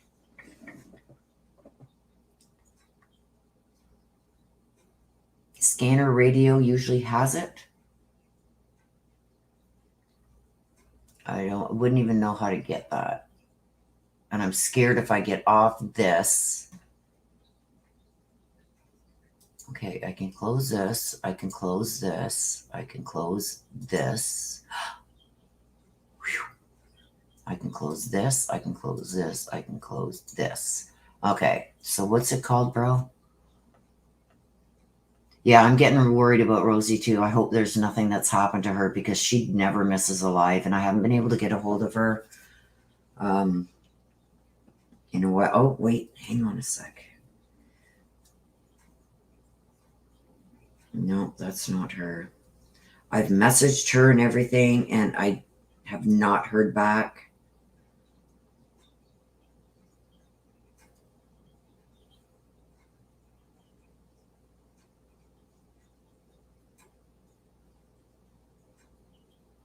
I have not heard back from her at all. She hasn't seen any of my messages.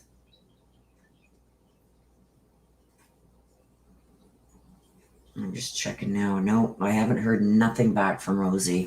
So I really am praying you guys say a prayer that there's nothing wrong.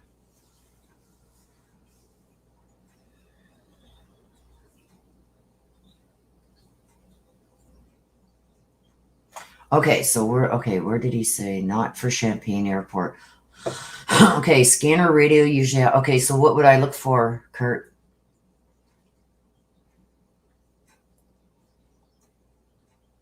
The flight was a PC-12. That was the number or whatever of the airplane. PC-12. Broadcastify if on the computer. Okay, let me try that. Okay, so broadcastify.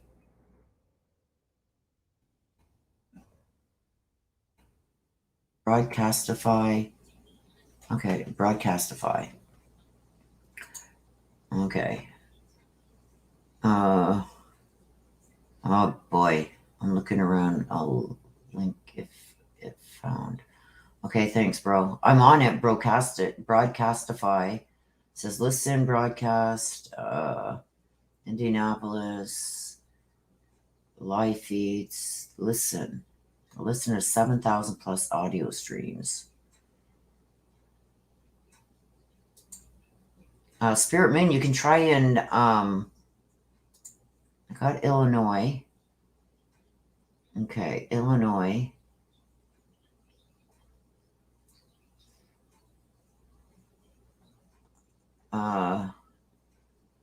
There's only Bloomington, Springfield, Rockport, and Chicago that are on. I'll wait. My brother will get me the link. If it can be found, he'll find it.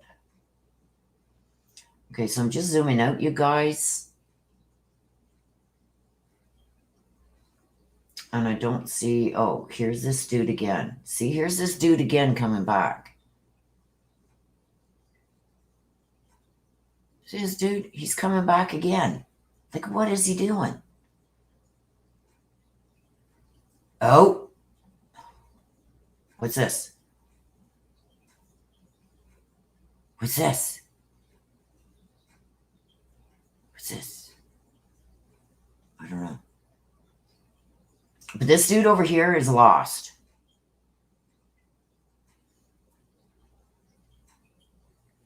Oh, I'm so sorry, Mary Michael.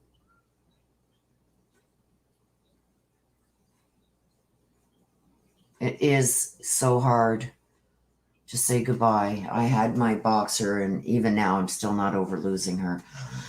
But here we go again, you guys. Here's this dude. This dude is lost. He doesn't know what he's doing. Yeah, he's there just taunting me. Like this dude right here. He keeps going around and round in circles here. And there's no info on that either. But what's this? We got another plane right here. I don't know if that's... because we weren't seeing that before. He's over here.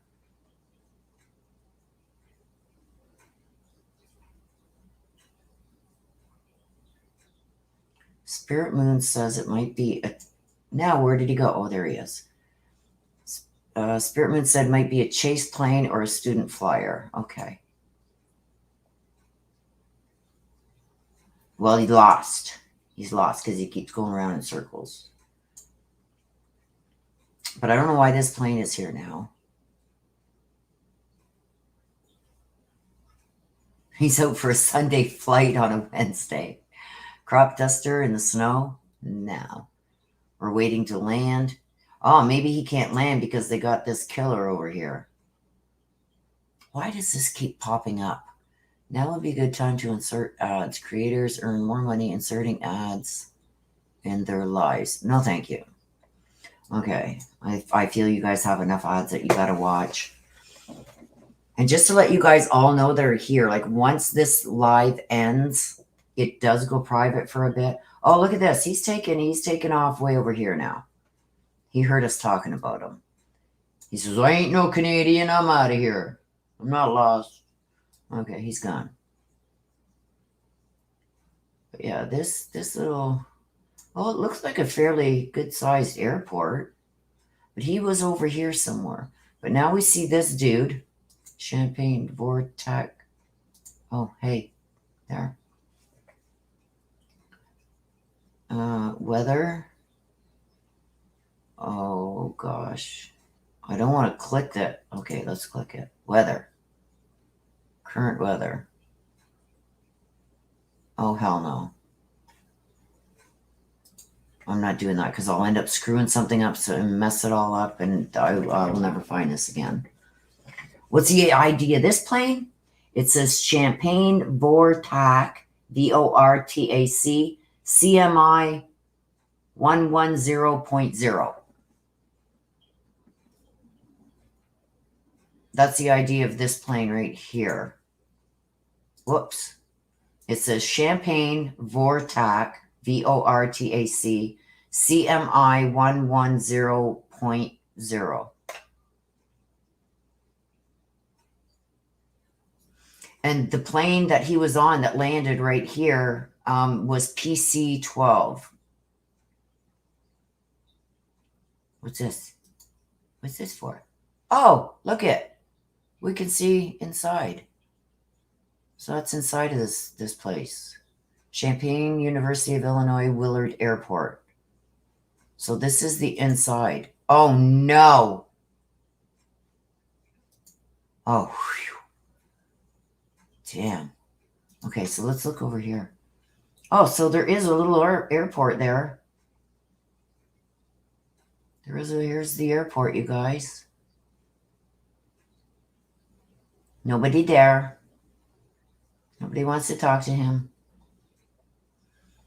So that's the airport. So there's got to be bathrooms and stuff like that in there. But I don't think they're going to want to take him off that plane unless they're switching him to another plane. That's why I'm looking to see, is there another plane that is here that was waiting to hand him off? Like, did Pennsylvania bring him this far and Idaho's coming to get him? What's this? What's this? Oh, no, they're going to New York. So is somebody here? Oh, look at dude's coming back. Do they have another plane already there that was there waiting? I don't know. Let me see. Maybe they're waiting. Maybe Idaho's late. Let's see where this dude's coming from. Springfield. Is Springfield in Idaho?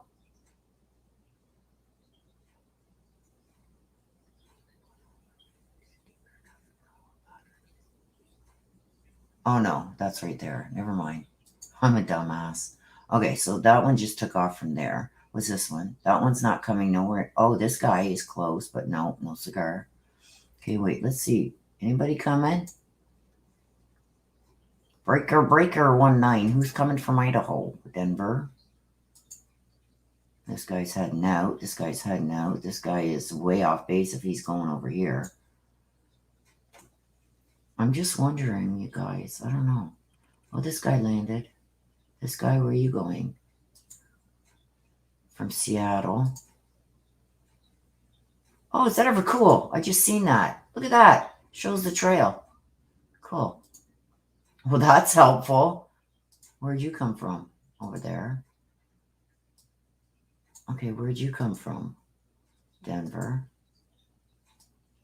I don't see any other ones coming from this. I don't want to lose my point here.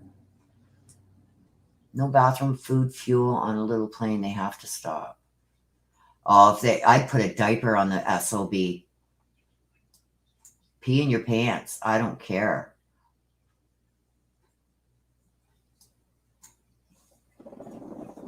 That's the frequency of this. Champagne Vortex CMI 110.0. This is all Chinese to me. I'm lucky I even found the plane, for God's sakes. I'm so bad at this stuff. Okay. But I'm looking. See, there's a big one. He's not coming over here. I don't see. Oh, look it. There's a chopper. Where are you from? Oh, private owner. Oh, let's see where this where are you coming from? How come there's no little tail? Okay, wait a minute. Okay, they're not going to tell me anything about this dude.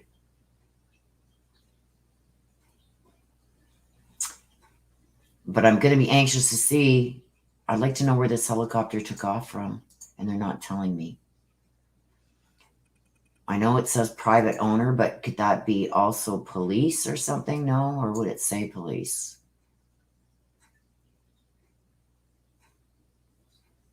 Mary Michael. Oh. Well, that would be the next thing, right? Like, okay, we found the plane. Now, can we get audio? Can we get air traffic control?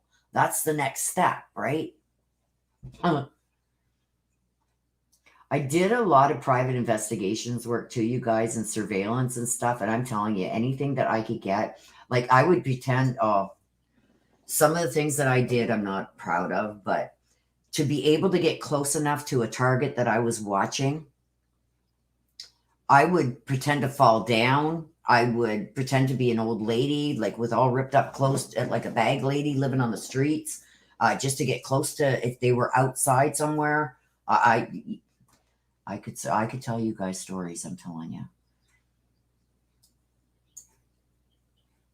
I pretended to want to sell my brand new car and trade it in for this truck just so I could get the owner of the car lot to come out because he wouldn't come out because he knew that a few people tried to serve him. So I pretended like I wanted to sell my car, which was brand new, brand spanking new, maybe 100 kilometers on it. And I wanted to trade it for two vehicles that he had on the lot. One was a canary yellow truck, and the other one was like a little MG. And I said, no, I'm not talking to no salesperson. I want to talk to the owner because I want to make sure this deal is going to go through before I waste more of my time. And that got the owner out, and he came out, and I went, served. All the guys back at the office were like in awe because they'd been trying to serve him for months. But anyway, I've done some pretty wild stuff. Okay, look at this dude. This dude over here coming awful close now. Okay, dude, where are you going? You going to turn off again? Usually, if he's going to turn off, he usually turns off right about here somewhere.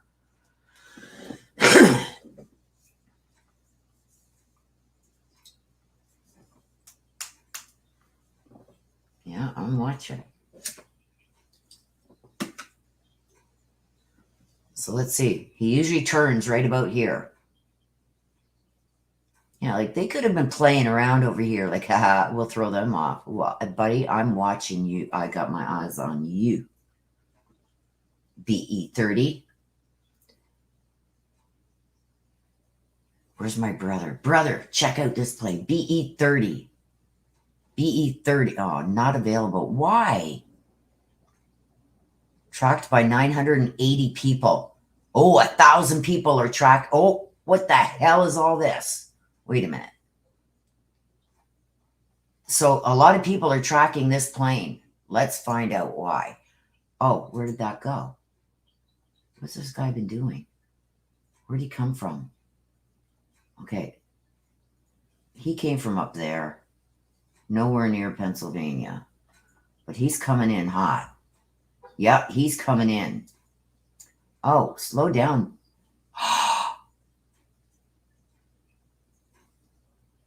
What the hell? Wait a minute.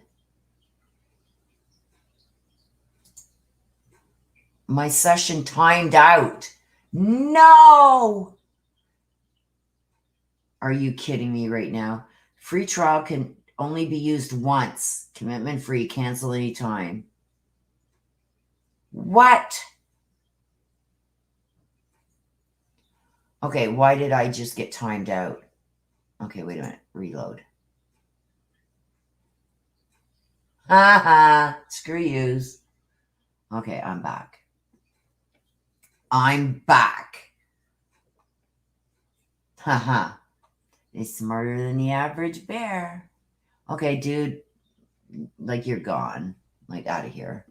Okay, dude's gone. He's way up here now. So we're still watching. Like, did they do that on purpose? Just to mess with us?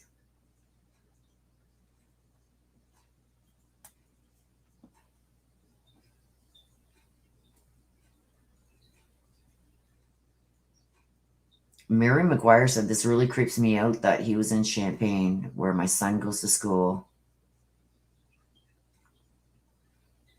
He was in Champaign. He's in Champaign now. Did he go to Champaign to school? In Champaign? That would be scary. University of Illinois, right here. Oh, look at dude's way over there now. Bye. Thanks for coming out. Messing with us. Hey, where's that plane gone? Come on. Oh, there it is. Okay. I hate to break up this great sparring, but does anyone know if he will appear in court today when he gets to Idaho, depending on what time he gets there? In Idaho, right now, it's 2 o'clock here, so it's what? It's noon there. So if they get him there,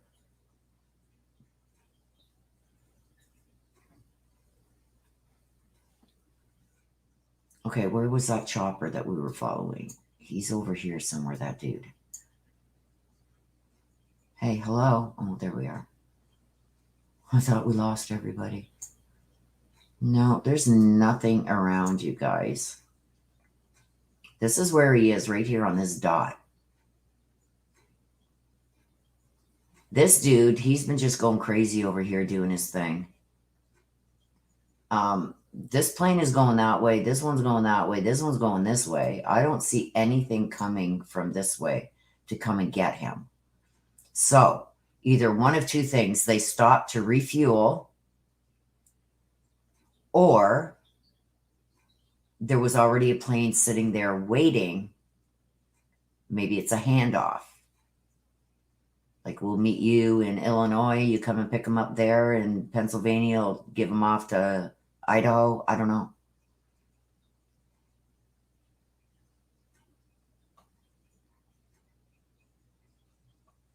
They'll take them. Shivani, I don't know how it works there, but here in Canada, if the court is not open, if the courts have already closed for the day, they take you and they put you in a holding cell until the next morning. But if courts are open, they take you directly to the court. But they may want to, well, they've already got his fingerprints and all that stuff from Pennsylvania, so all that stuff will be traveling with him. They may take him right to the courthouse and have the court order him held. Because right now he's in custody of the sheriff. The sheriff has to get a court order to hold him at the jail. Sedona, don't say that. Okay, who's got trackers on the cars? How can we track police vehicles? That's next. Can we track police vehicles where they are? Okay, I'm looking that up. Can we track police vehicles in Illinois?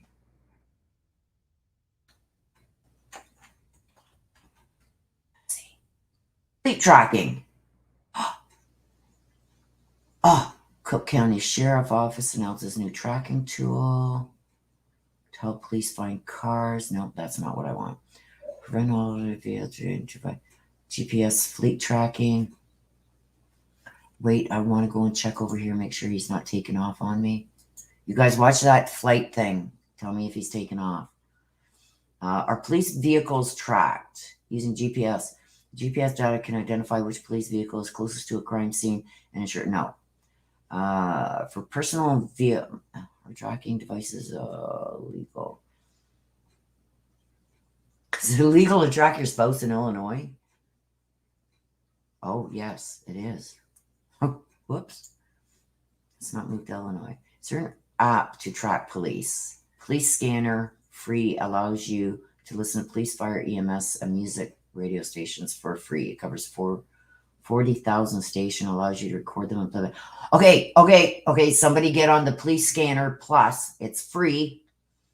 And see if you can't pick up police vehicles in the area of Airport Road.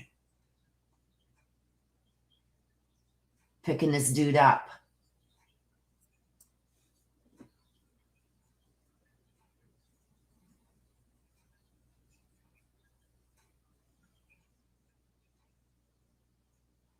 Ooh.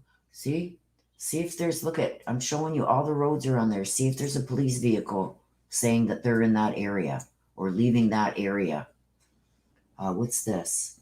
This is Hartwell Drive, Airport Road, Willard Airport, South Dunlap Avenue. They would probably jump on the highway. So they would probably jump on what's this? What is this? Come on.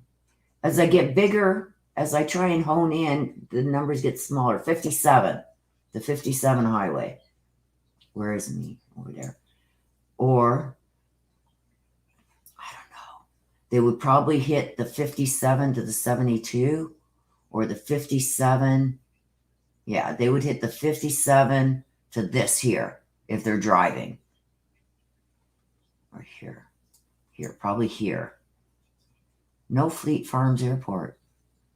Oh. So that's the way they would probably go, the 57 to the 72.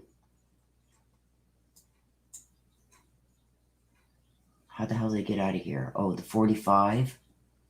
Maybe across here and up.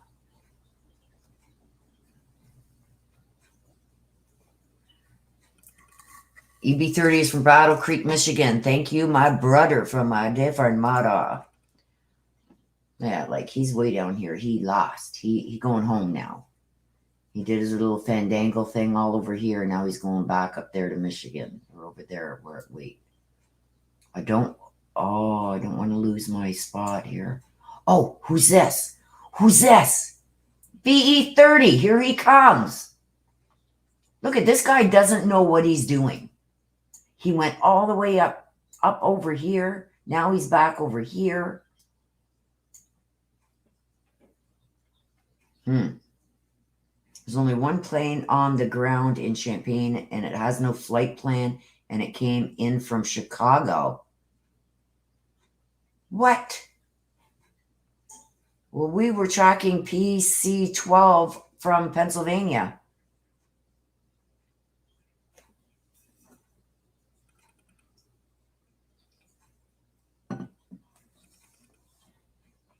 Oh, you like that, eh? Sorry, Will. No frills, no chance of relief in sight. Willow, I thought the frying comment. Yeah, I don't know if he's afraid of flying, but he's probably afraid of frying. Yeah, I never know what's going to come out of my mouth, you guys.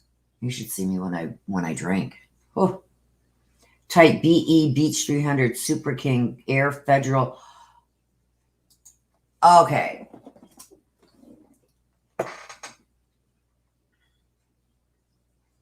Okay, where is it? Crown Royal. Where is this plane? Where is this plane right now that you speak of? BE 301988 Beach 300 Super King Air Federal Aviation Administration. Where is it? I will find it. Now that I've got a good map that tells me names. Where is it? Where is it? Crown Royal. That's the one flying in circles. Oh. Shit, I just missed. I lost my. Oh no, it's over here. Champaign, there it is. So it is an Air Federal Aviation. I mean, what's that mean? I'm looking that up. I gotta look it up over here.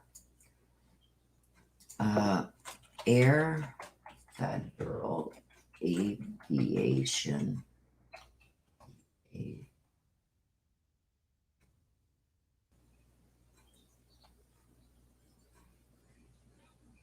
Aviation Administration plane used for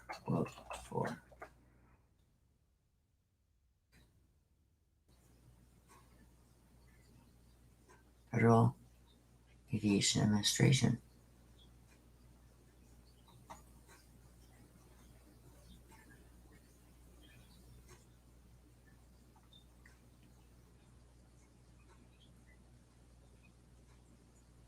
I don't know, you guys.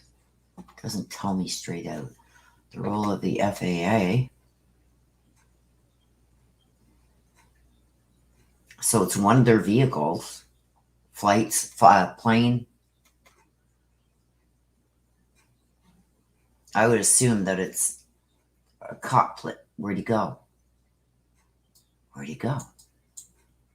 Oh, he's all the way over here. He's freaking out over here. He's going, come on, pick me, pick me. Like, we've been at this a while, you guys. I think they may be, I don't know. Because I don't see any other planes coming for this dude.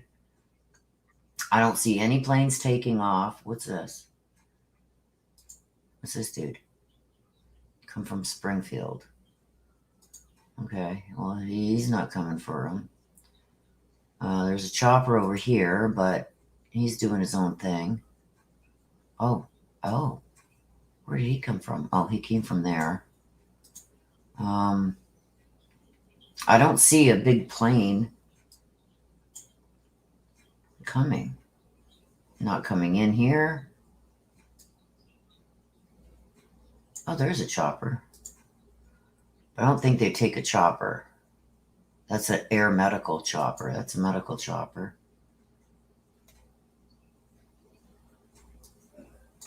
This dude, he's hibernating now there. No.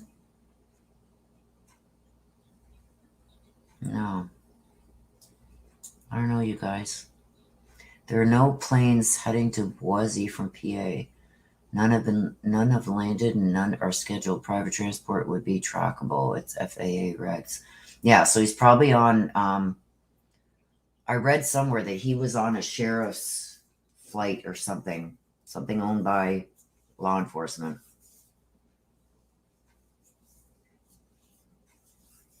There are no planes inbound or have landed from PA in Champaign. Well, who was that dude that landed there? We seen him land there. So maybe they are not giving out the information regarding it, because we did see him land there.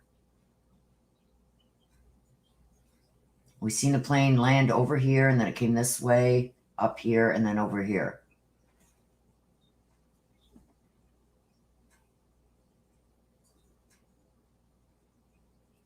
Amir and Michael wanted to make sure 2022 was done and gone. Not from PA. Okay. Well, I think I'm going to wrap it up, you guys. We've been here for 2.5 hours. I will be watching the court forms and everything, the court site and everything. Tracking is off.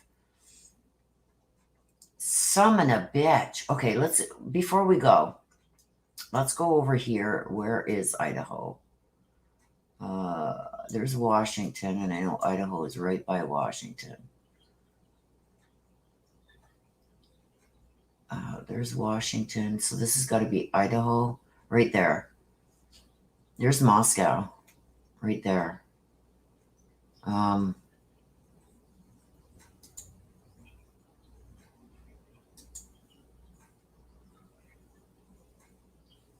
don't see any coming either.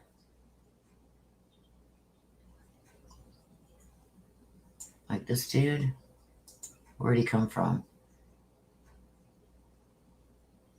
He's going Long Beach. Not coming. This one. Okay, what about this dude? No. So I don't see any coming, you guys. So if there is one, I think that they're going to have it blocked from being tracked.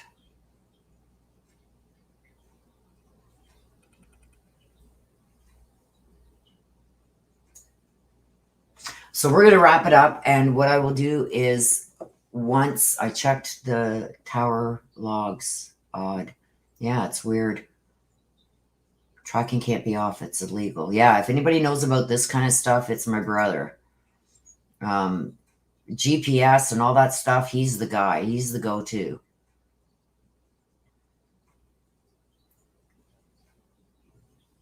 AK doesn't know, Rosie. I'm good. My sister is going to try and get a hold of her again today, you guys. I don't know how else we can figure it out, but okay, so if you click on the airport, it lists all inbound and outbound. Government planes usually appear as owner not listed. Yeah, well, that plane did say owner not, like, private or something. I forget. You guys know me. Okay, so let's go over here. Oh God, where is it? Indianapolis, Springfield. Now I'm lost. Okay, wait. I gotta go down here, I think. Where am I? Nashville, Indianapolis, Indiana, Illinois, right here. Here's Illinois. There it is, right there. I'm getting so good. I'm so proud of myself. Yeah, there's nothing, you guys. There's nothing.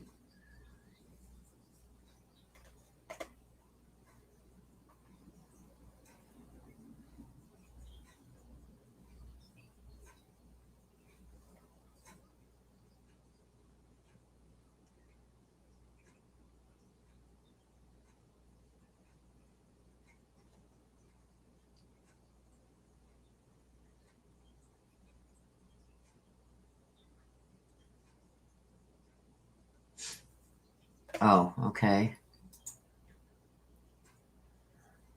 Some of us under probably, I don't know. Well, I guess we can't track it, but what I am going to do, you guys, is I am going to keep an eye out on the court records. Let's stop sharing this. On the court records and everything. And as soon as anything pops off, I'm going to jump on. I do have the thumbnail all ready to go, so watch for that thumbnail. The thumbnail is going to say, I'll tell you exactly what it's going to say. Okay, it's going to say live probable cause affidavit. So that's the thumbnail you need to watch for. As soon as you see that thumbnail, you guys know that I've got it. I will keep an eye out for it. Let me just refresh this one more time. Whoops. Oops. Okay, hang on. I'm not a robot. Oh. Okay. Serious? Okay. No, the only thing that's there right now is his infraction for that seatbelt. So he's not there yet. I will keep my eye on this, you guys. And I will be updating you guys as soon as I know. Keep an eye out for that, where it's red and black and it says live affidavit. Or, yeah. That's what it will say. Okay. What? Crown Royal says back in flight. What? Okay, wait a minute. Let me get back to it. Flight tracker 24. Let me see. Let me see. You guys.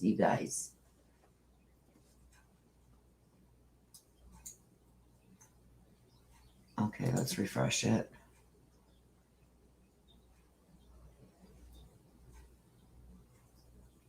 Oh, it is too. PC-12 is back in flight. Okay, hang on a sec, you guys.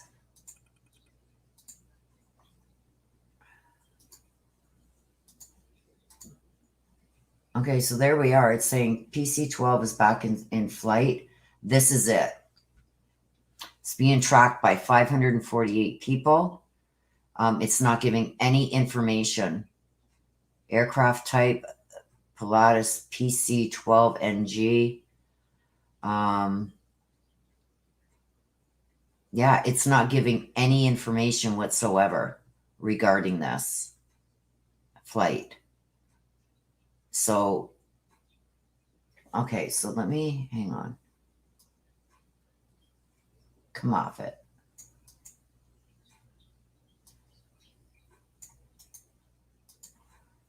Okay, give me a second, you guys.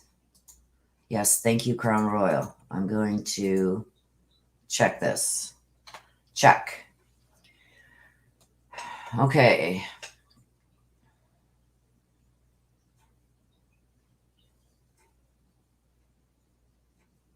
NG. PC-12.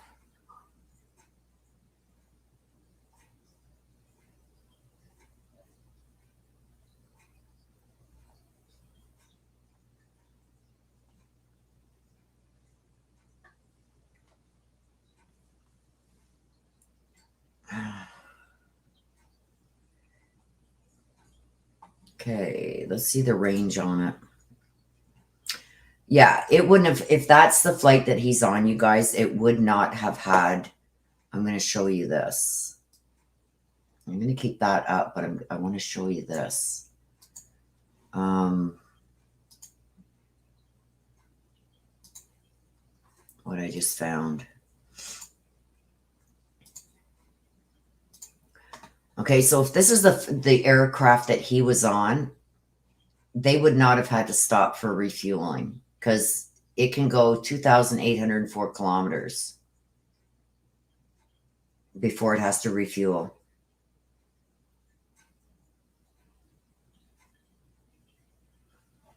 Yeah, and that's what I said. If the court is still open when he gets there, he'll be right inside the court.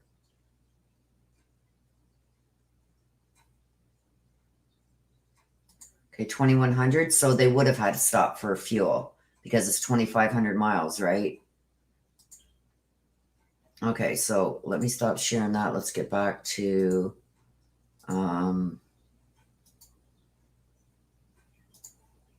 this one here.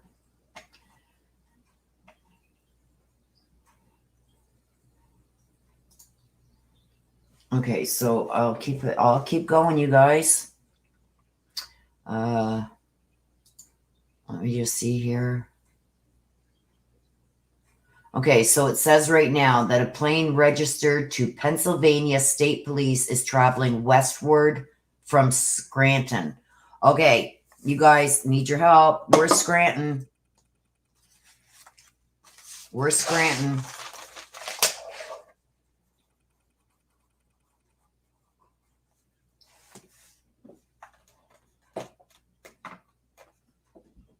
He's on a Pennsylvania State Police, on a plane registered to Pennsylvania State Police.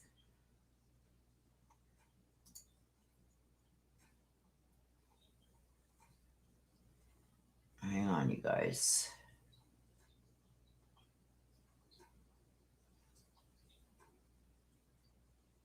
Okay, so that was 2 hours ago. So hang on.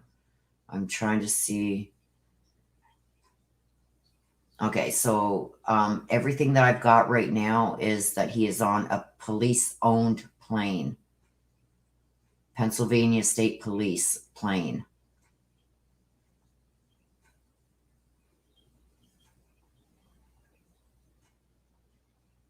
Hang on, I'm trying to... Okay, what's this?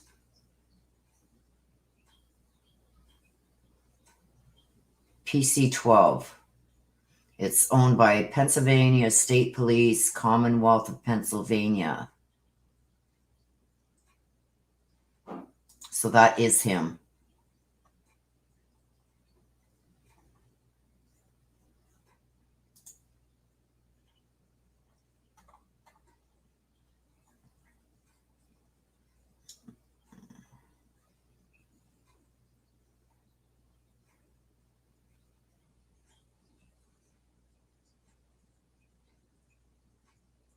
Okay, so, okay, let me follow this lady here. Okay, so right now,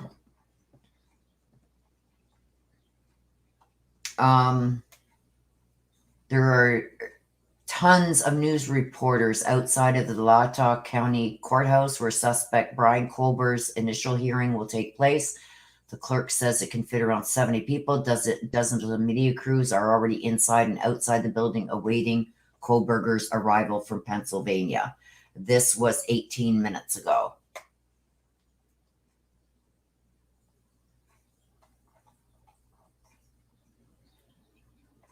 So this is him. And get rid of that. Let's track him.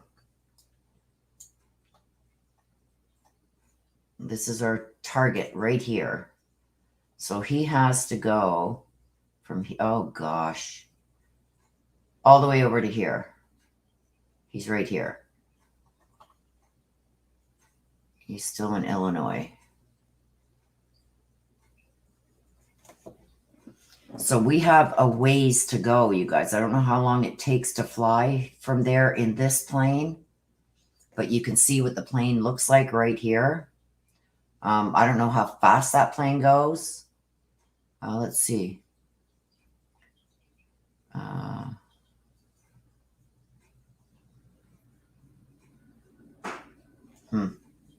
It's not saying.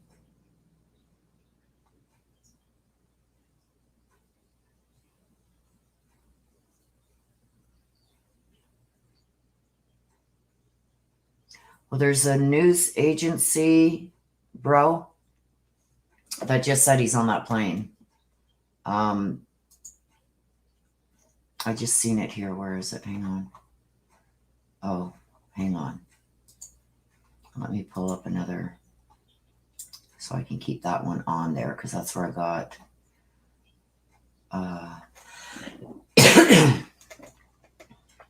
Hang on, you guys.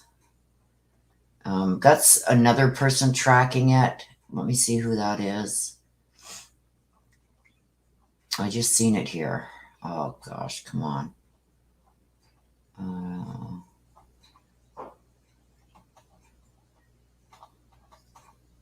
Hang on, I'll find it.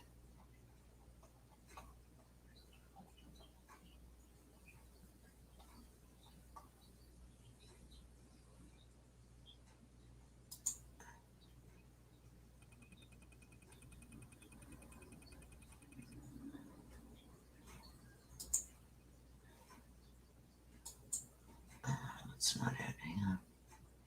I'm looking for it. But somebody else is tracking it too on another.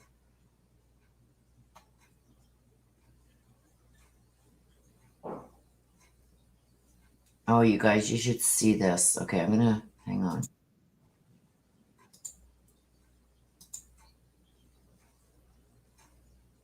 Oh, this is not. Is this the courthouse? Hang on. Oh, yeah, the media has been set up there since last night. Let me show you this. I will get back to the plane. I'm not getting rid of it. Here, this is some of the media that's set up outside. This was since last night. So you can just imagine.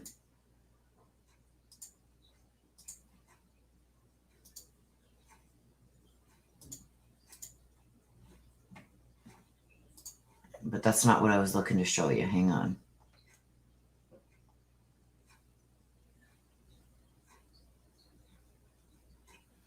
So the clerk of the court is saying that he has a hearing this afternoon.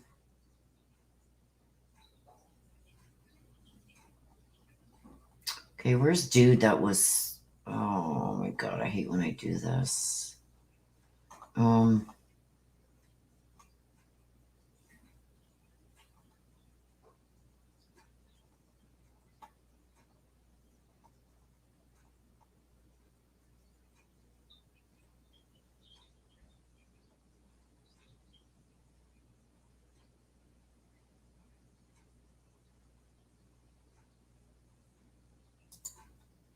Hang on a sec, you guys.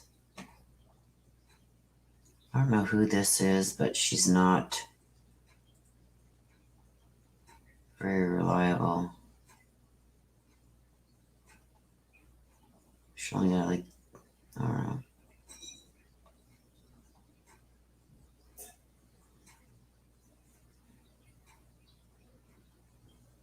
Oh, wow.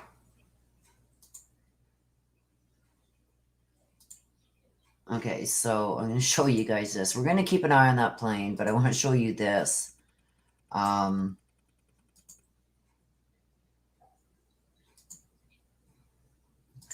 This is the flight tracking above Bryan's parents' house the night he was arrested and the night before he was arrested. This is the flight pattern above his house. Okay, so let's get back to sharing this. Let's see where he is now. Bryan is being transported, and we believe that it is in that plane. 313 miles per hour. That's it.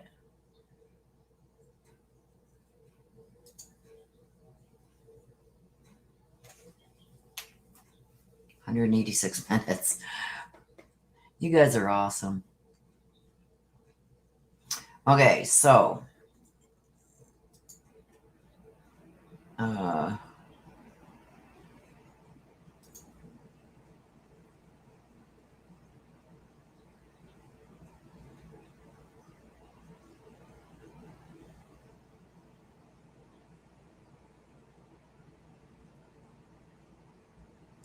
okay, so they're saying that the airplane did touch down at Willard Airport in Illinois for refueling.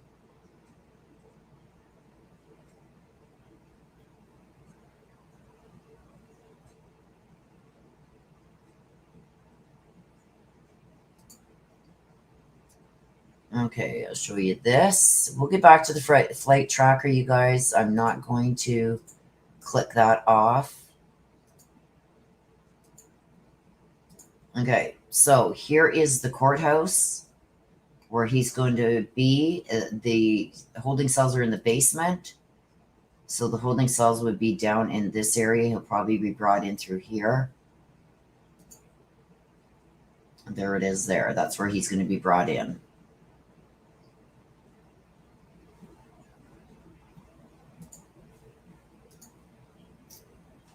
The jail is in the basement of the county courthouse and can accommodate 40 inmates.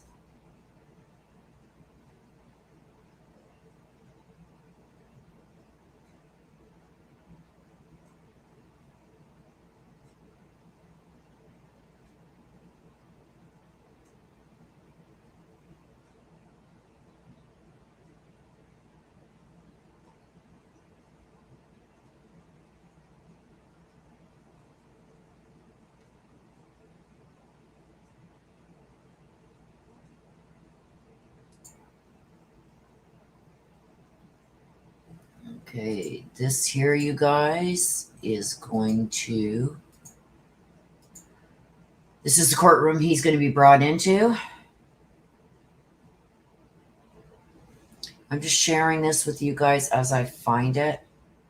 Yeah, the jail and courthouse are housed in the same place. The jail is in the basement of the courthouse. So let me see what else I can show you here.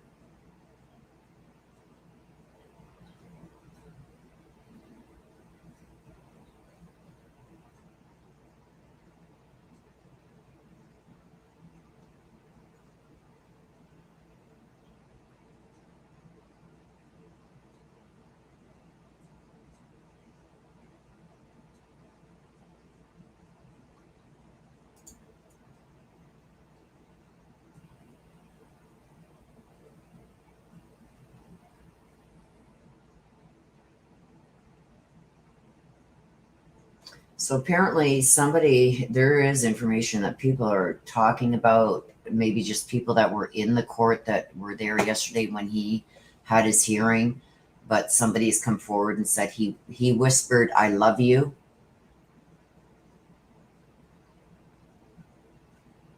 as he was cleared for extradition.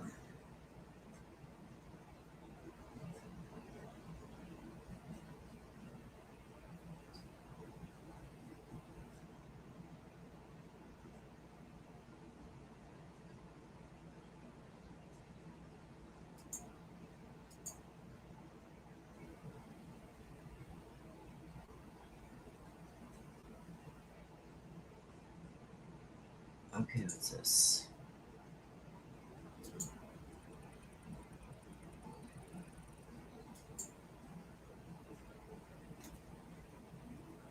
Okay, I've already got that.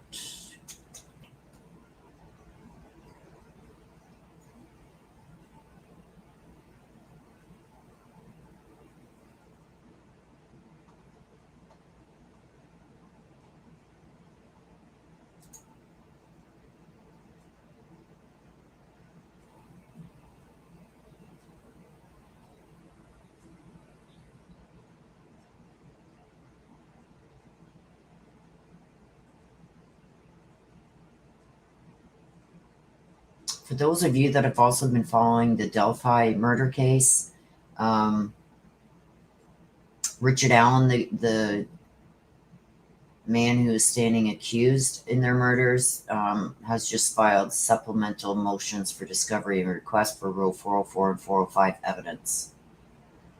He's also got a motion that he's filed. Just to throw that in there, I'm just looking through here to see what else I can let you know. Okay, so here's some new information here. The courthouse is preparing for Bryan Kohberger's arrival.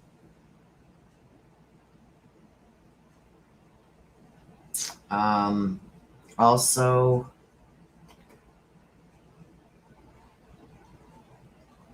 okay, where did that just go? Idaho County Sheriff Richie Skiles said that once Kohberger arrives, he will be housed individually in a regular cell. And he says if the trial will be housed in a different county, if the trial will be housed in a different county, Idaho County deputies will transfer him. Skiles hopes to schedule a press conference sometime today.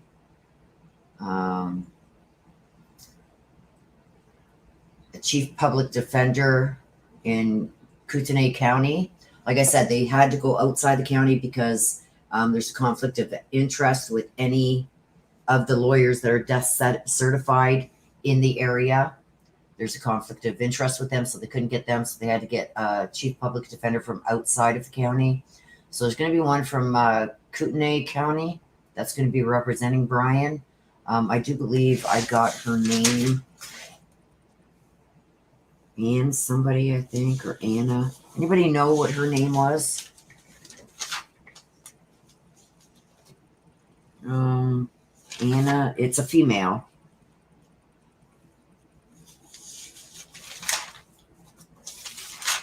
I know I've got it written down somewhere in all this scribble. Ann Taylor. That's it. Ann Taylor. I just found it. She's a public defender. She is going to be representing him. Thank you, Cricket. Nice to see you, Cricket.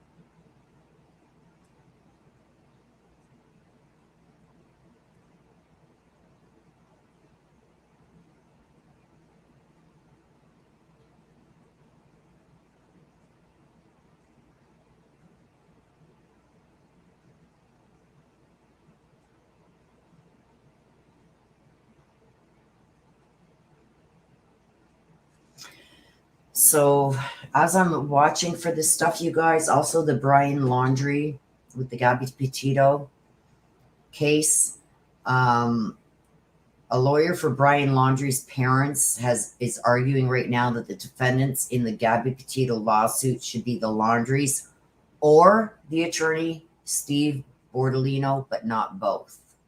So I guess there's still a lot of crap going on over there too. There's just a whole bunch of stuff popping up here, you guys. So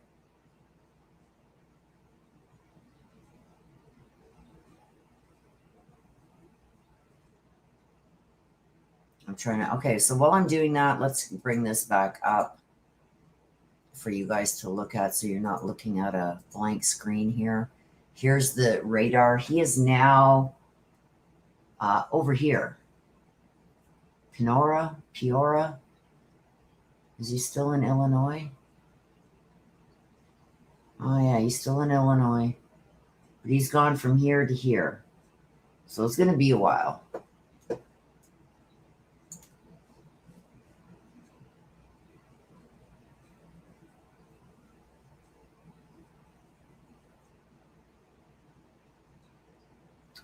So while you guys are watching that, I'm going to look up other stuff here.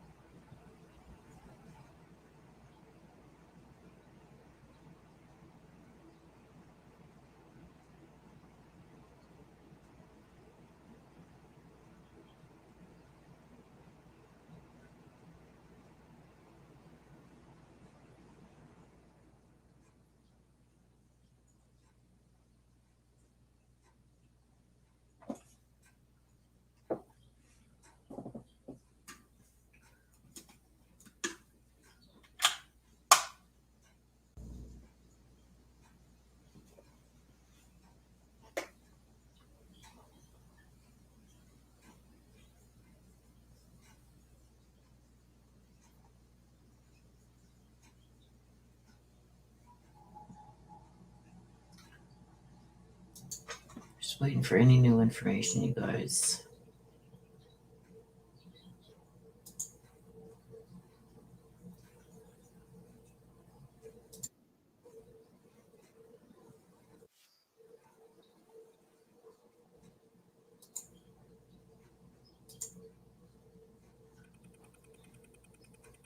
Okay, there's a shot of the courthouse. You guys want to see it? Do you guys want to see what it looks like outside the courthouse right now? If you do.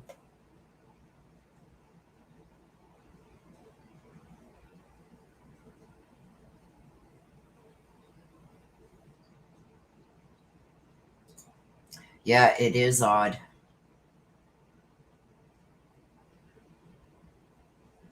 They're tracking it, so we can see where he is.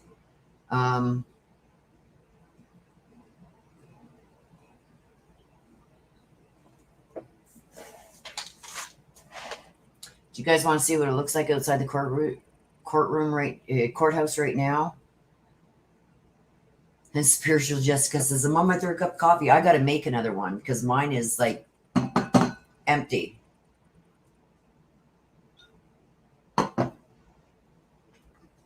Okay. I'm going to keep the flight tracker there. I'll jump right back to it as soon as I show you this. Okay, so I will play this. This is what it looks like. You can see a bunch of media here. As it pans around, you'll see more over on the other side. There's one there. There's more media set up right there. Like this is like, look, they got the big trucks out there. This is all lined up here with media. It's only a 5-second clip, you guys, but this is where they're going to be bringing him in. So they're all set up there.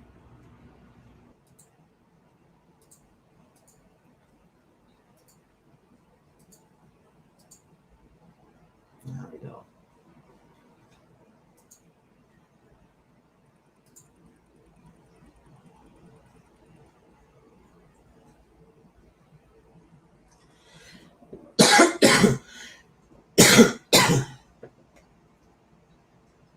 Okay, so one of the reporters just spoke with the Lata, I know I'm not saying it right, county clerk, and she says that the affidavit for Bryan will likely be released after the initial hearing because the warrant must be returned first. So yes, they're going to bring him into the courtroom. They're going to bring him in on the warrant so the warrant can be rescinded. Then he's going to be booked into the jail. So then we should get the arrest affidavit. So that's not going to be for a couple of hours.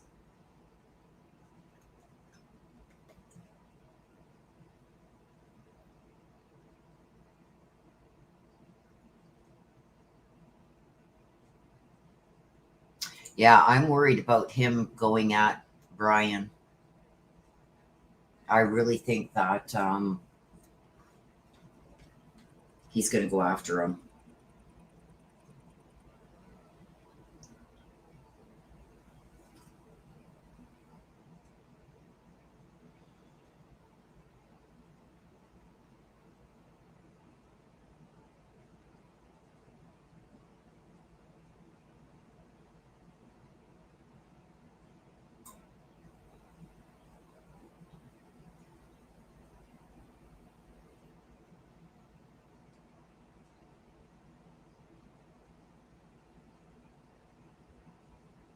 Sorry, you guys, my phone was just blowing up.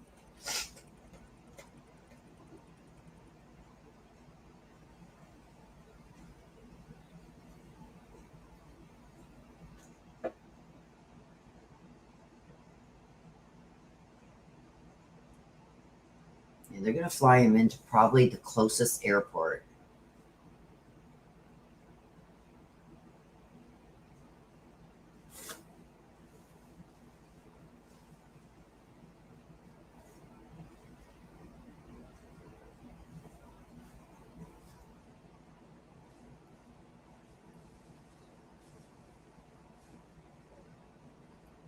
So does that look like he is out of, no,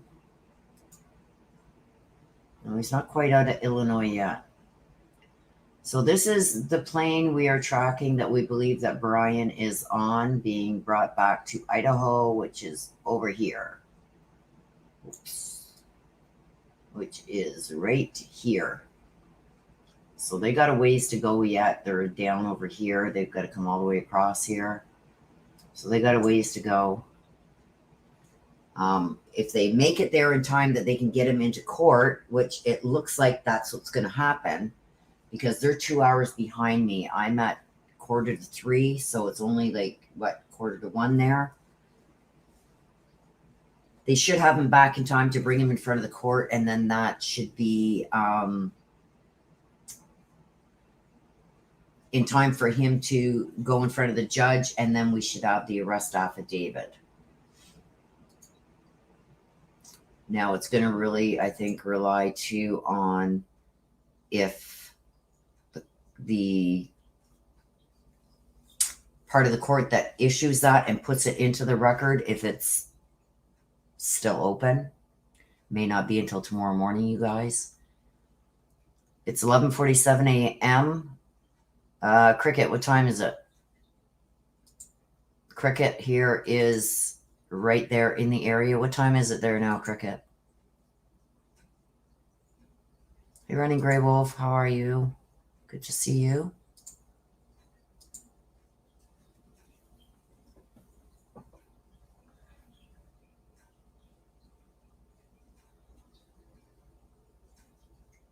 It's 11:48.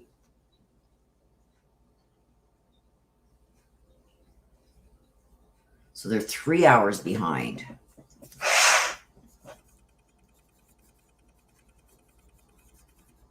Oh no, I gotta do this again, you guys. Let's refresh. Please. Oh no. I gotta find this friggin' plane again. Okay. Don't panic, Willow. Don't panic. He's over here somewhere. He's over here somewhere. What's this? What's this? What's this? What's this? Oh, God. Where is he?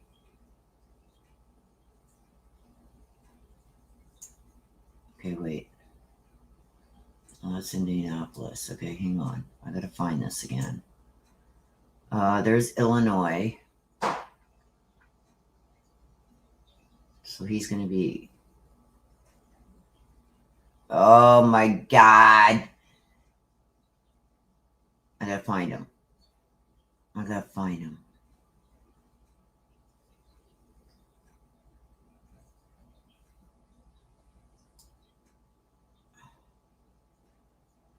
Okay, wait.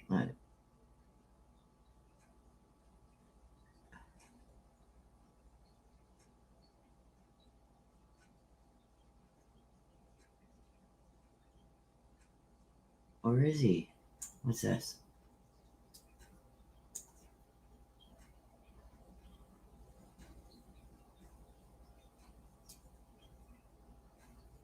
Pinora. He was near here. There he is. I got him. Whew. I gotta pay attention.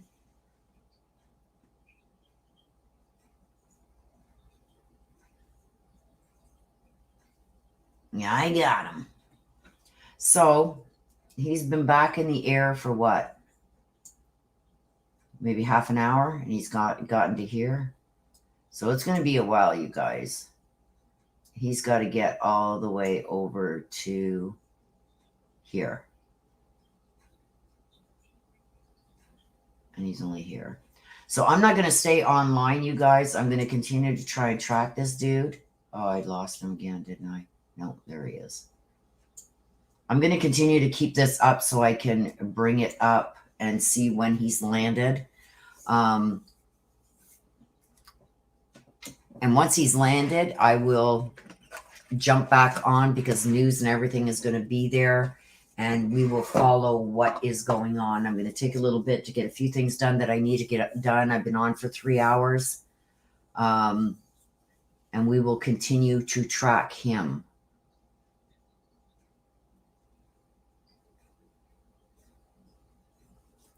Okay, so for right now, you guys, I'm going to wrap this up. We are tracking him. I will keep an eye on this. And I will keep you up to date as soon as he lands, as soon as that arrest affidavit, probable cause affidavit is released. I will be all over it. So watch for that. Okay, you guys, so I'm going to say goodbye for now. Please take care of yourselves. Please stay safe. And watch for me to go back live as soon as we are able to show that arrest affidavit. Okay? So take care, you guys. Love you guys to the moon and back. Thank you, mods, for keeping everything running good.